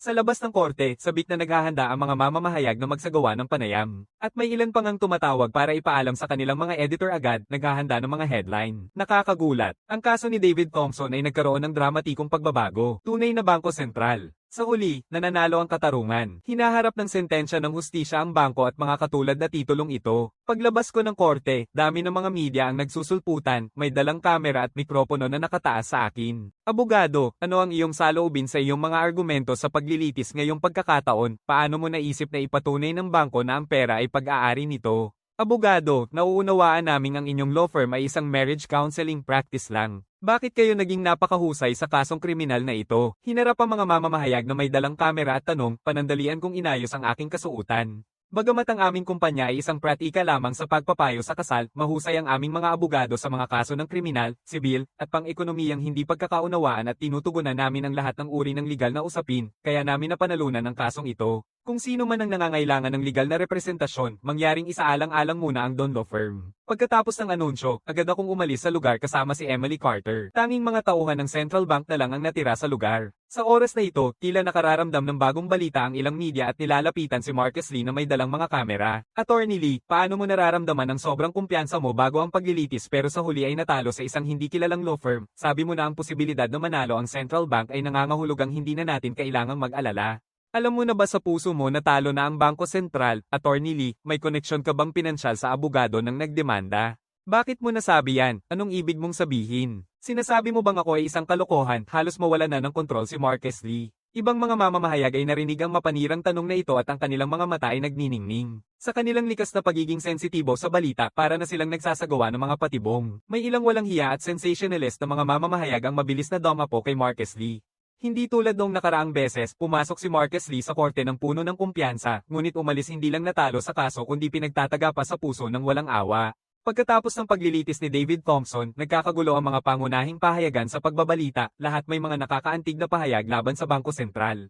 Paano mapapatunayan ng bangko na sa bangko ang pera ay mabilis na kumakalat sa internet? Reputasyon at imahe ng Bangko Sentral ay labis na nasira at sa sandaling ito, isang video ng paghahambing ang kumakalat din sa buong internet. Nagsisimula ang video kay Marcus Lee na may kumpiyansang nagsasalita. Pagdating sa posibilidad na manalo, hindi na kailangang mag-alala. Naniniwala ako na kayang husgahan ito ng bawat isa. Tapos na ang video sa marangal na pag-urong ni Marcus Lee. Sa totoo lang, mula sa simula, alam na ni Lee, ang abogado ng Bangko Sentral, na matatalo sila sa kasong ito. Bakit? Kasi siya ay sobrang kahanga-hanga. Ito ay isang operasyon kung saan nag-iisa niyang naipasok ang hukbo ng Bangko Sentral na nagbigay daan sa isang law firm na pangkasal na manalo at binago ang reputasyon ng Bangko Sentral. Ano ito? Ito ay pagpasok sa ilalim ng cover sa loob ng 10 taon, lahat para sa isang sandaling ito. Kapag nailathala na ang video, agad itong nakakakuha ng malaking atensyon, habang maraming netizen ang nagbibiroan sa mga komento. Ito ang kauna-unahang beses na narinig ko na may abogado na sumisid sa hanay ng kalaban. Talagang kahanga-hanga ang operasyong ito. Kahanga-hanga. Ganito pala ang klase ng panlilinlang. Ganid na abogado ay maaaring mapalabo tulad nito. Wala nang magagawa. Ganito ang internet. Kahit ang mga netizens na alam ang katotohanan ay hindi mapigil ang tumawa. Ha ha ha. Ang galing ng caption na ito. Sa loob ng 10 taon na pagsisinungaling sa kalaban, isang hakbang lang ang hinihintay, ang pagbabalik ko. Ha ha ha. Hindi na ako makakatuloy. Susunod na kalahok, pakiusap. Sa pulong sa loob ng Bangko Sentral, ipinapakita ni William Ross ang video, puno ng galit ang mga mata niya. Anong ibig sabihin nito? Ha? Kumakain ng pagkain ng bangko, umiinom ng tubig ng bangko. Ano ang binabayad sa iyo ng bangko? Ipinapahayag ko na si Marques Lee dahil sa nagdulot ng sobrang negatibong epekto sa imahe ng bangko ay opisyal ng tinatanggal. Pwede mong kunin ang mga gamit mo at umalis. Tinitingnan ni Marques Lee ang video, ganap na naguguluhan. Ganito pala ako naging viral, sige. Kung ayaw nila sa akin, magbibitiw na ako. Ayoko maniwala na hindi ako makakahanap ng ibang trabaho. Agad niyang nilalagay ang kanyang mga gamit at umaalis sa Central Bank. Nagkaroon ng malawakang epekto ang livestream na paglilitis sa Central Bank. Bumaba ng husto ang reputasyon ng bangko, kaya napilitan silang humingi ng paumanhin sa kanilang mga kliyente. Binabayaran nila ang lahat ng kliyenteng nawala ang kaso noon at nawawala ang mga gamit sa bangko, sinubukang ayusin ang kanilang reputasyon. Ang mga pagsisikap ng Central Bank na mapanatili ang imahe ay may maliit na epekto lamang sa opinyon ng publiko kaya't malaki ang ginagastos nila para bayaran ang mga media outlet at subukang kontrolin ang salaysay. Sa kasamaang palad, hindi ito tinatanggap ng mga netizen. Upang mapababa ang galit ng publiko, matapos gumastos ng malaking halaga, sa wakas ay nakamit nila ang ilang resulta. Ngunit pagkatapos, naglabas ang legal commentator na si Professor Richard Luo ng isang video na pinamagatang ang pinakamatalinong depensa sa korte na nakita ko ngayong taon. Tinutukoy ng video ang kaso ni David Thompson. Bilang isang kilalang tagapaghatid ng legal na komentaryo, malaki ang impluensya ni Professor Richard Luo sa online. Sa sandaling bumaba ang video na ito, agad na tumigil ang bayad na media coverage ng Central Bank. Sa video, detalyadong ipinaliliwanag ni Ginoo Luo ang kaalaman sa batas mula sa korte. Ipinaliwanag din niya kung bakit nilinaw ng abogado ang ilang mga anggulo at sinusuri ang mga pangunahing isyu sa paglilitis. Bagamat nag-blur out ang pangalan ng Central Bank sa video ng paglilitis, kilala ng mga nakakaalam ito pa rin ang kanilang Central Bank. Nagsimula na namang malagay sa alanganin ang reputasyon nito. Kumpara sa ingay sa internet, mas tahimik pa rin ang Don Law Firm. Sa unang 2 araw matapos manalo sa kaso, maraming tao ang pumunta para magpakonsulta tungkol sa legal na usapin. Pero karamihan ay puro salita, walang gawa. Pumupunta sila para manghingi ng libreng payo sa legal. Kapag nalaman nilang may bayad, karamihan sa kanila ay tatakbo. Wala ni isang kaso. May ilang babae na partikular na pumupunta upang magpakonsulta tungkol sa mga isyu sa kasal. Ipinapadala ko silang lahat kay Emily. Mas nakikipag-ugnayan ng mas mahusay ang mga babae sa mga babae, di ba? Hindi dapat problema na si Emily ang humawak ng mga konsultasyon.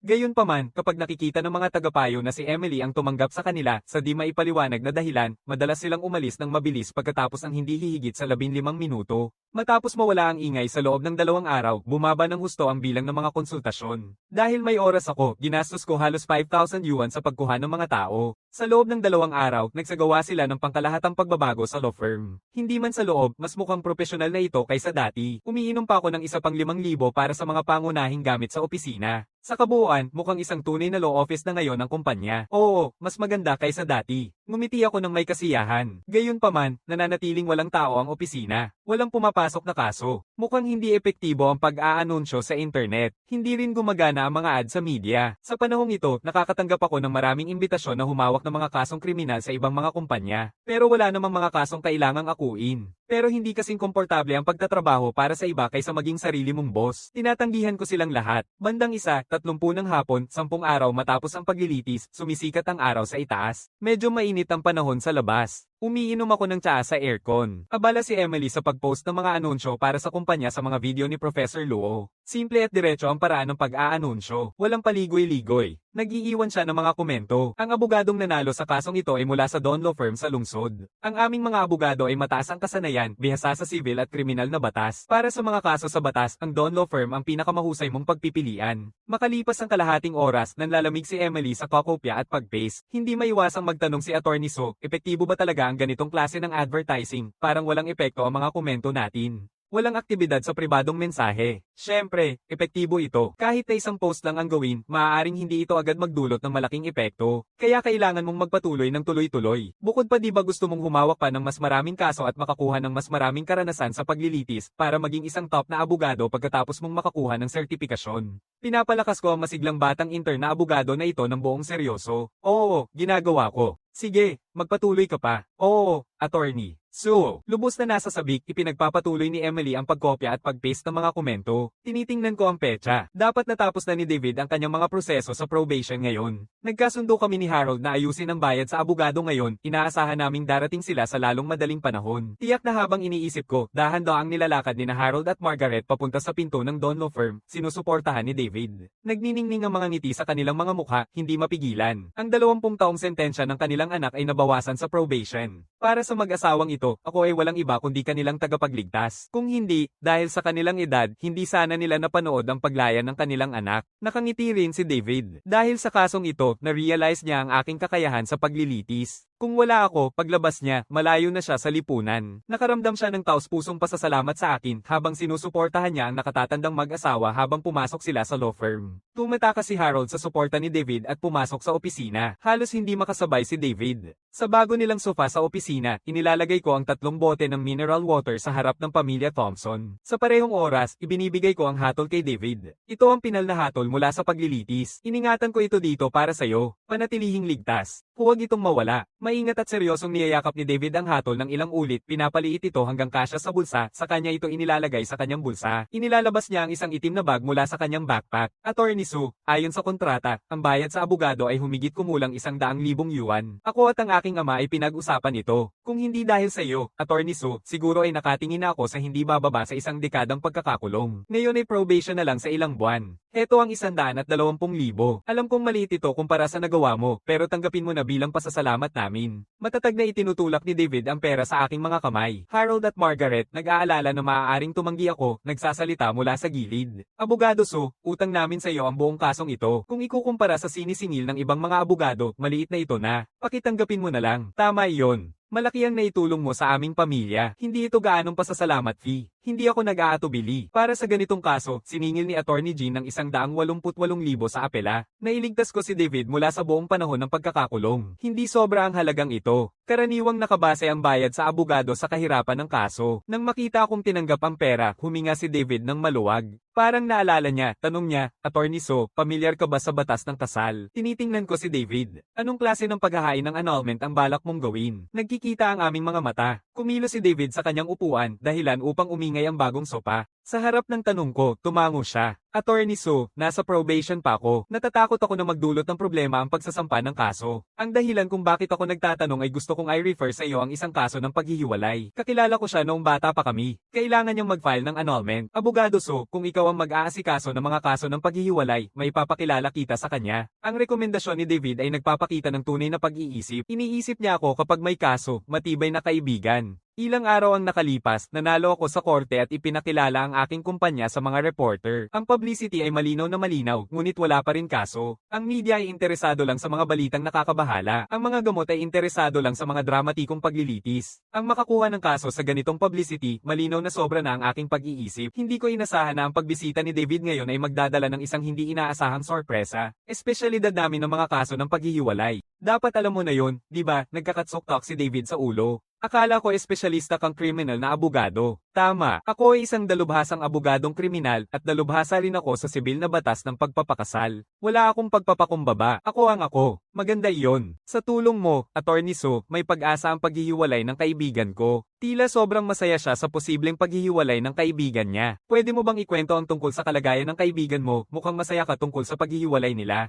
Tumatakas ba siya mula sa impyerno nang marinig ang paglalarawan ko sa paghihiwalay ng kanyang kaibigan bilang pagtakas sa impyerno? Agad naging galit ang ekspresyon ni David. Mas galit pa siya kaysa nang pinag-uusapan niya ang sarili niyang asawa. Kung makakapagdiborsyo siya, higit pa ito sa pagtakas sa impyerno. Pinukpok ni David ang sofa at umindayog ang sukat ng kanyang kamao, mga 2 sentimetro ang lalim, agad na lumitaw. Pasensya na, Attorney Sue. Napasobra ako ng emosyon sandali, kaya lang, asawa ng kaibigan ko, hindi ko alam kung paano siya ilalarawan. Talagang nakakabahala siya. Alam mo yung mga kababuyan na nakikita mo online. Mas grabe pa siya kaysa yun. Naiintindihan mo ba, Attorney Sue, kaya ako galit na galit? Pakiramdam ko talaga ay nakikiramay ako sa aking kaibigan. May bakas ng sakit sa mga mata ni David. Oo, sakit. Sakit para sa dinaranas ng kanyang kaibigan. Tinitingnan ng bago kong bili na sofa, nakararamdam din ako ng kaunting sakit. Kakabili ko lang nito. Bagong-bago, nagkakahalaga ng 800 yuan. Sandaling huwag munang ipagtanggol siya. Una, ilarawan ng kalagayan ng kaibigan mo. Binabawi ko ng bahagya ang aking suit at tinatawag si Emily para kumuha ng tala. Tumango ng malakas si David at nagsimula ng ipaliwanag ang sitwasyon. Matapat na tao ang kaibigan ko. Isang programmer ang kumikita ng humigit kumulang 20,000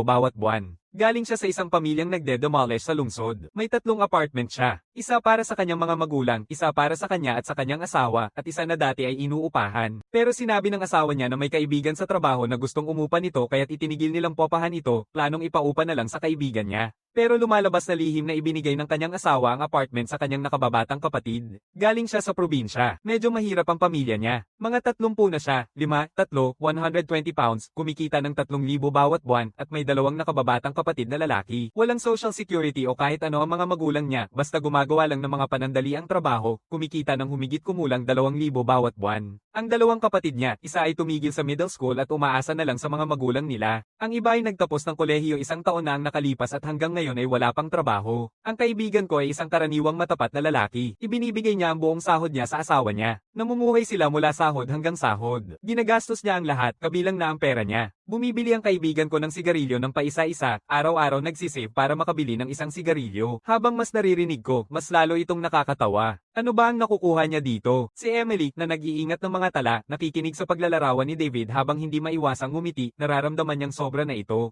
Hindi ito kasal talaga. Hindi ba isang tanga ang asawa? Biglang pumasok sa isipan ni Emily na hindi na niya kayang makinig pa. Pinipigilan ko si David. Sabihin mo na ang punto. Bakit niya gustong magdiborsyo? Kasi sinasabi ng asawa ng kaibigan ko na hindi na siya mahal nito. Dahil dito, naninindigan siyang magdiborsyo. Noong una, iniisip ng kaibigan ko, sige, magdiborsyo na tayo. Sapat na siya. Pero nang dumating sa paghahati ng ari-arian, nadiskubre niya na naipasa na ng asawa niya ang karamihan sa mga ari-arian bago kasal sa pag-aari nilang mag-asawa at humingi ng paghahati. Ang kanilang orihinal na ari-arian bilang mag-asawa ay tuluyang nagamit ng kanyang asawa sa mga bag, kosmetiko, at iba't ibang paggamot sa kagandahan. Kung maghihiwalay sila ng ganito, para na akong iiwan ng walang dala at mawawala ang lahat. Nang marinig ko ito, sa wakas na intindihan ko na, ang hindi na niya siya mahal ay isang dahilan lang. Medyo nahuli na itong lalaki. Habang magkasama, nilamon niya ang lahat ng ari-arian ng mag-asawa. Matapos ilipat ang lahat ng kanyang mga prenuptial na ari-arian, ginamit niya ang hindi na pagmamahal sa kanya bilang dahilan para magdiborsyo. Talagang nakababahala ito. Tahimik kong tinapos ang pakikinig kay David. Batay sa iyong paglalarawan, may pangkalahatang pagkaintindi ako sa kasong ito. Maaari naming tanggapin ito, ngunit kailangan mo pa ring itanong ang opinyon ng iyong kaibigan muna.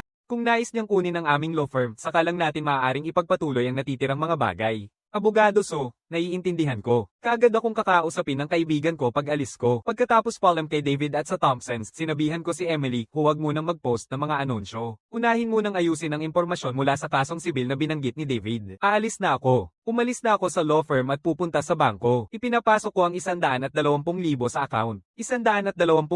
Bukod pa, ang naunang balanse ay umabot na sa mahigit 150,000 kabuuan. Panandali ang nalutas ang krisis sa utang ng kumpanya. Matapos makita ang abiso ng balanse sa bangko, tinanggal ko ang landlord sa aking blacklist. Sa wakas, hindi na ako natatakot na mag-message siya tungkol sa rente sa susunod na buwan. Malapit na magdilim, nakatanggap ako ng tawag mula kay David na nagsabing nakausap niya ang kaibigan niya na darating sa kumpanya sandali lang. Sinabihan ko si Emily na maghanda. Masaya rin si Emily sa paparating na kaso. Noong nakaraan ay isang kasong kriminal. Marami siyang natutunan dito. Ngayon ay isang sibil na kaso at tungkol pa sa batas ng kasal, isang kumikitang espesyalidad. Interesado rin siya sa tunay na kalagayan ng kaibigan ni David. Maya-maya, dumating si David sa Don Law Firm kasama ang kanyang kaibigan. Kumpara kay David, para siyang kakalabas lang mula sa kulungan. Wala siyang sigla, malinaw na sugatan dahil sa kasalang ito. David umupo sa sofa at maikling ipinakilala ang kanyang kaibigan. Ang pangalan niya ay Michael Jang. Kumpara sa paglalarawan ni David tungkol sa kaso, mas detalyado at may mas malaking halaga ng sanggunian si Michael bilang kasangkot. Maingat akong nakikinig habang inilalarawan ni Michael ang impormasyon tungkol sa kaso. Paminsan-minsan, nagtatanong ako ng mga mahahalagang tanong. Makalipas ang 1 oras at kalahati, naiuugnay ko na ang buong kwento. Kasal na 3 taon, walang anak, walang obligasyong pag-aalaga. Halos wala silang ari-arian sa kasal at may malaking utang pa nga sila sa kasal. Ang mga premarital na ari-arian ni Michael ay binubuo ng 3 apartment. 2 sa mga ito ay naging ari-arian ng mag-asawa. Lubos akong curious dito. Ayon sa batas ng kasal, ang mga premarital na ari-arian ng parehong partido ay pinoprotektahan ng batas. Kahit pa ibenta ni Michael ang mga apartment, ang pera ay mananatiling premarital na ari-arian. Bukod pa rito, anumang pagtaas ng halaga ay mananatiling premarital na pag-aari. Paano nagawang gawing pag-aari ng mag-asawa ang mga ito ni Michael? Paano naging pag-aari ng mag-asawa ang 2 apartment na ito? Binanggit ito, gustong sampelan ni Michael ang kanyang sarili. Galit ang asawa ko at wala akong magawa para mapakalma siya. Sa wakas, walang ibang magawa, tinanong ko kung ano ang pwedeng gawin para hindi siya galit. Sabi niya, magsusulat ako ng isang liham na garantiya. Kasama dito ang mga nakasaad na tungkol sa pagbibigay ng ari-arian bilang regalo. Gusto ko lang siyang pakalmayin, kaya sinulat ko ang mga hinihingi niya. Hindi ko akalain na magagamit ito bilang ebidensya sa paghahati ng ari-arian sa paghihiwalay. Hindi lang yun, ngayon na hindi pa tayo hiwalay, patuloy siyang nanghihiram ng pera para bumili ng gamit sa bahay, sinasabi niyang mas maraming utang mas maganda. Hanggat hindi ako pumapayag na maghiwalay, utang namin yun pareho. Hindi ba malinaw na sinasadyang lumilikha ng utang sa kasal ito, pero dahil bumibili siya ng gamit sa bahay, hindi madaling matukoy kung ito ay sinadyang lumilikha ng utang sa kasal. Bigla akong naisip, may mga kaibigan bang abogado ang asawa mo? Bahagyang nagbubunyi si Michael. Hindi naman ako sigurado, pero may isang kilalang babaeng abogadong pangkasal sa lungsod na nagpapaliwanag tungkol sa paghahati ng ari-arian sa pamamagitan ng mga maiikling video. Palagi niyang pinapanood ang mga video niya. Sinasabi niya dati sa akin na kung maghihiwalay kami, maghuhir siya ng abogado para siguraduhin wala akong makuha. Batay sa paglalarawan ni Michael, hindi ba malinaw na ginagamit nito ang mga butas sa batas para maubos ang ari-arian ng asawa, hindi kayang magkaroon ng ganitong dami ng plano ang isang ordinaryong babae. Malinaw na may nagtuturo sa kanya mula sa likod at ito ay isang abogado sa larangan ng kasal at pamilya. Hindi alam ng mga ordinaryong tao ang tamang paraan upang maprotektahan ang kanilang mga ari-arian bago magpakasal. Madaling samantalahin ang mga butas sa batas laban sa kanila. Kaya sinasabi nila huwag magpakasal sa isang taong alam ang batas, lalo na ang batas pang pamilya. Kung hindi, maaari kang mahulog sa bitag anumang oras. Bago ko masagot ang tanong ni Michael, nag-aalala muna si David. Abogado isang profesional na abogada sa usaping kasal. Hindi mo na lang kaya itong alamin. Ang sinasabi mo ay tinatanong ang kakayahan ni Attorney So. Isipin mo ito, kung wala si Attorney So, nasa kulungan pa rin ako. Hindi lang siya isang profesional na abogadong kriminal, kundi isang profesional ding tagapayo sa kasal. Nang marinig ang mga salita ng kanyang kaibigang si David noong kabataan, mas napahalagahan ni Michael ang aking kakayahan sa batas. Nakaramdam si Michael ng kaunting kapanatagan. Attorney So, maaari pa bang maresolba ang aking sitwasyon? Gaano kalaki ang tsansa na manalo tayo? Kung mananalo tayo, gaano karami sa aking mga ari-arian ang maibabalik sa akin, nagpapakita ng bahagyang pagkabalisa ang mga mata ni Michael. Sa huli, ito ay sumasalamin sa buong buhay na pagsisikap ng kanyang mga magulang. Isang apartment sa lungsod ay nagkakahalaga ng ilang milyon. Yung ipasa lang ito sa isang babae na kasal niya ng 3 taon na walang magandang alaala na ibinigay sa kanya. Hindi niya matanggap ito. Tuwing naiisip niya ito, gustong-gusto niyang sampelan ng sarili. Umiinom ako ng tsa at nagbibigay ng isang simpleng pagsusuri. Medyo komplikado ang kaso mo. Sa pangkalahatan, sa kaso ng paghahabla sa kasal, malamang makukuha mo ang 60% ng kasalukuyang ari-arian, pero kailangang ibigay mo pa rin sa kanya ang humigit kumulang 40% kasama na ang kanyang mga utang. Dahil ang mga utang niya ay kabilang sa gastusin sa bahay. Ngunit, kung kukunin mo ang aming law firm, magagawa naming mapanatili ang hindi bababa sa 2 apartment mula sa paghahati. Hindi ko pa maipapangako ang natitira ngayon. Kokontaken mo ba ang aming kumpanya? Nang marinig ang aking salita, medyo na-excite si Michael. Nakipag-ugnayan na rin siya sa ibang mga law firm. Ang mga sagot ng mga abogadong iyon ay katulad ng sa akin. Ang 40% ng 2 apartment ay magiging ilang daang libo pa rin. Ngayon ay direktang sinasabi kong maaaring maprotektahan ng hindi bababa sa 2 apartment. Para kay Michael, ito ay isang hindi inaasahang magandang sorpresa. Kukunin kita. Abogado kukunin ko ang Don Law Firm para sa aking kaso ng paghihiwalay. Dahil ikaw ay kumukuha sa amin, maghanda kang maghain ng kaso laban sa iyong asawa dahil sa panlilinlang. Michael, David at Emily ay nagkatinginan na parang naguguluhan sa aking mga salita. Hindi ba ito isang kaso ng paghihiwalay? Tumingin si Michael na naguguluhan. Attorney magpapakasal na ako. Iniangat ko ang parehong kamay upang idiin ang aking mga templo habang tinitingnan si Michael. Ang layunin ng paghahain ng diborsyo ay para makapagdiborsyo, tama. At ayaw mong hatiin niya ang iyong ari-arian, tama, oo. Yung babaeng yun ay patuloy na ginagastos ang pera ko at niloloko ako. 3 taon pa lang kaming kasal at gusto niya ng 40% ng ari-arian ko. Ayoko niyan. Kaya nga, yun na yun. Kakasuhan si ng mga kaso ng panlilinlang. Tinitiyak ko na makakamit mo ang parehong layunin. Hanggang makamit mo ang parehong layunin, iniisip mo pa rin kung ito ay kaso ng paghihiwalay, 3 tanong ng sunod-sunod.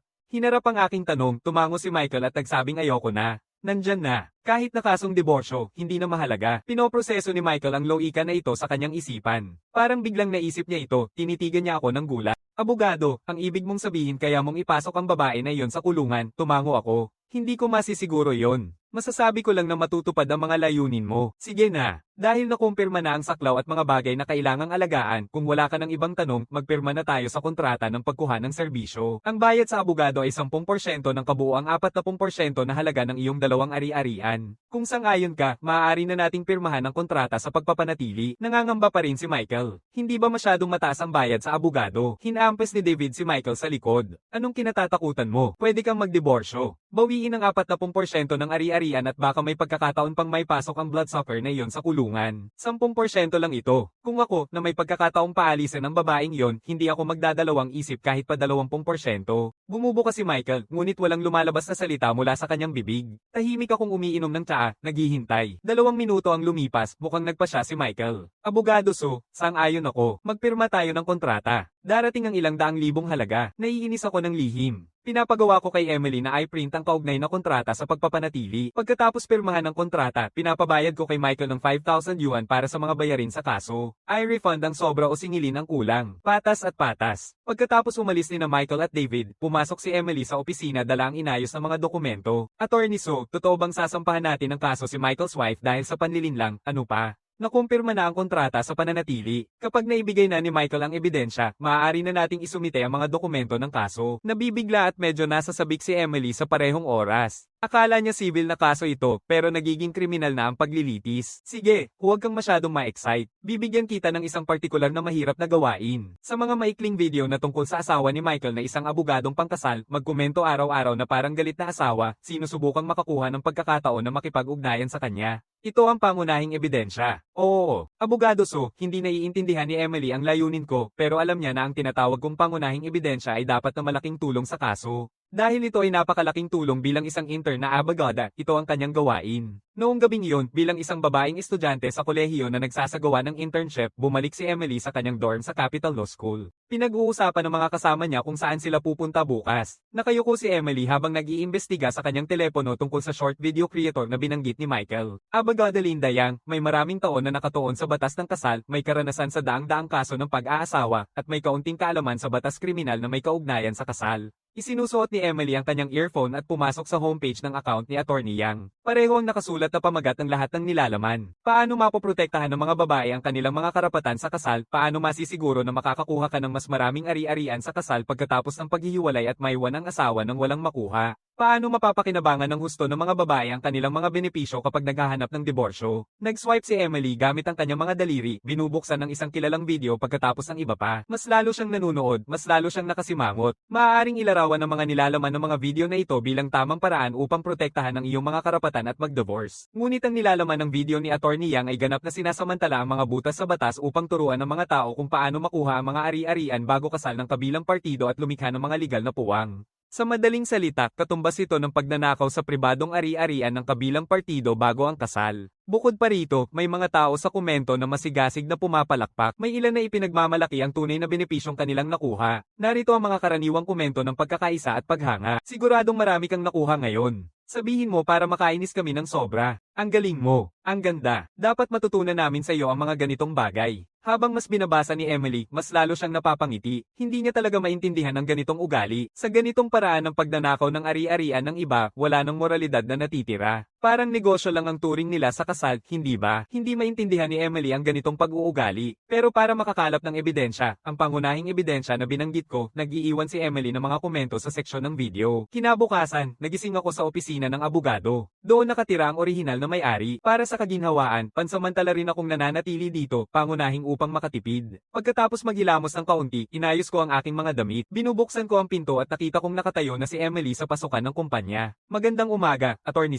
Emily ngumiti ng 2 dimples at pumasok sa opisina. Attorney nagkomento ako sa lahat ng video ni Attorney Yang kahapon, pero hindi siya nag-reply. Ibigay mo ang telepono mo. Pakita ko sa iyo ang mga komento mo. Ibinibigay ni Emily ang kanyang telepono sa akin. Matapos makita ang nilalaman ng komento, bahagya akong nag-iwas ang kilay. Ito ang tawag mong mapagiganting na asawa na may hindi masayang buhay, nakasaad sa komento ni Emily, Attorney Yang, isa akong housewife. Ang buhay ko ay miserable. Pakiusap, tulungan niyo ako. Kung ako ang abogadong ito, hindi na rin ako magpapansin. Wala namang nakakabilib dito. Binubura ko lahat ng komento ni Emily ng sabay-sabay. Pagkatapos, sa bilis ng kidlat, sumulat ako ng mahahabang teksto sa seksyon ng komento at ito ay ipinost. Ibinalik ko ang telepono kay Emily. Sunod sa inilathala ko kanina, ulitin mo pa ito ng ilang beses at makipag-ugnayan din sa kanya sa pribadong mensahe. Nakatingin ng malaki si Emily sa nilalaman na nakapost sa seksyon ng komento. Kamusta, attorney? Yang, ako ay isang housewife. Ang asawa ko ay kumikita ng 1 milyon bawat taon, may 3 apartment sa lungsod at isang malaking flat, mga ari-arian, humigit kumulang 30 milyon. Gusto kong magdiborsyo pero ayokong iwanan ang kasalukuyang pamumuhay ko. Talagang nalilito ako. Gusto ko sanang itanong kay Attorney Yang kung meron bang solusyon. Pakiusap. Sana po makatulong ito. Attorney Su ang magpo-post nito. Siyempre, ano ang pinagtutuunan ni Attorney Yang kapag tinutulungan niya ang mga babae sa paghihiwalay? Siyempre, ang bayad sa abogado.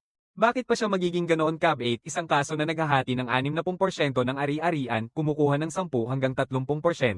Madali lang na ilang daang libong piso ang bayad, isang kaso, ilang daang libo, 10 kaso. Ilan milyon na ito, di ba? Madaling hawakan ang ganitong uri ng paglilitis sa diborsyo na may kaunting panganib. Ang ganda ng alok, di ba? Sa totoo lang, medyo naiintriga na rin ako, pero ang paghawak sa mga kasong ito at ang madaling pag-aanunsyo nito ay nagdudulot ng problema. Bago pa ako makapagsalita, biglang sumigaw si Emily na sinagot ni Attorney Yang ang aking pribadong mensahe. Sa huli, ang 30 milyon sa ari-arian gaya ng nabanggit sa komento. Talagang isang premium na kliyente, sabi niya na makakatulong siya sa aking kaso, pero kailangan kong patunayan ang aking ari-arian. Pagkatapos ng beripikasyon, maaari na siyang isali sa kanyang eksklusibong fan group. 2 beses akong umiling ng awkwardly. Pag-verify ng ari-arian ay medyo nakakaabala. Habang iniisip ko kung ano ang gagawin, seryosong tanong ni Emily si Attorney So. Napasok na ako sa kanyang eksklusibong fan group. Ano ang susunod kong gagawin? Biglang lumaki ang mga mata ko na parang mga pinggan. Hindi ko inaasahan na mayaman si Emily, pero kung iisipin kung ang background ng isang ordinaryong undergraduate ay tunay na ordinaryo, paano siya natanggap bilang estudyante ng isang top na eksperto sa batas? Sa pag-iisip nito, may katuturan.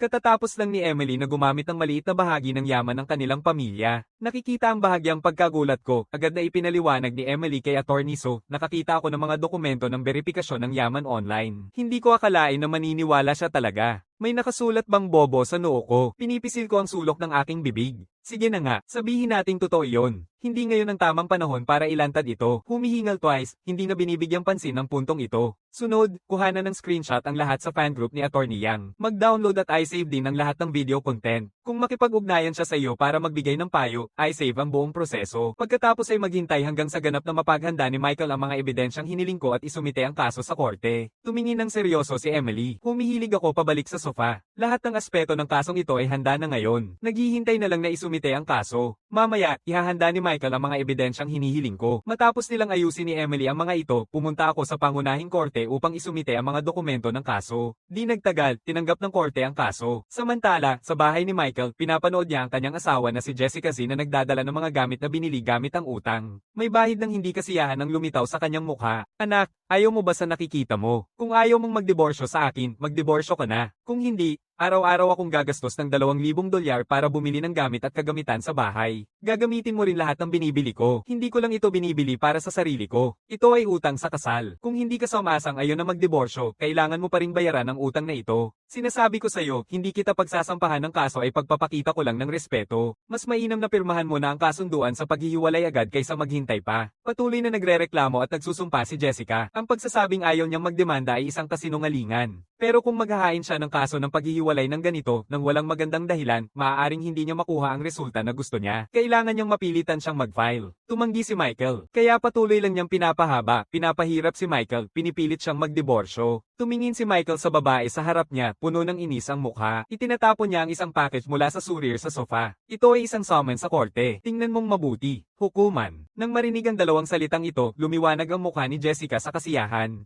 Tumitibok ang kanyang mga hakbang habang tumatakbo siya papunta sa sopa, kinuha ang pakete, at habang binubuksan ito, tapat niyang sinabi, sana direktang pumirma ka na lang sa kasunduan sa paghihiwalay. Nakipag-ugnayan ka na dati sa mga abogado. Ang pagsasampa ng kaso ay nangangahulugang mas malaking bayad sa abogado. Bakit pa, masaya na binubuksan ni Jessica ang pakete, akala niya dati ay tungkol sa kaso ng paghihiwalay. Ngunit matapos buksan ng sobra at makita ang nilalaman ng summons, hindi niya maiwasang mapapalaki ang mata. Tumingin siya kay Michael nang hindi makapaniwala. Umiiyak siya, Michael Zhang, dapat maghahain tayo ng divorce at sinisingil mo ako ng panlilinlang. Michael Zhang, ano ba talaga ang ibig mong sabihin? Magpapakasal na tayo, kaya ano ang ibig sabihin ng sinisingil nila ako ng panlilinlang?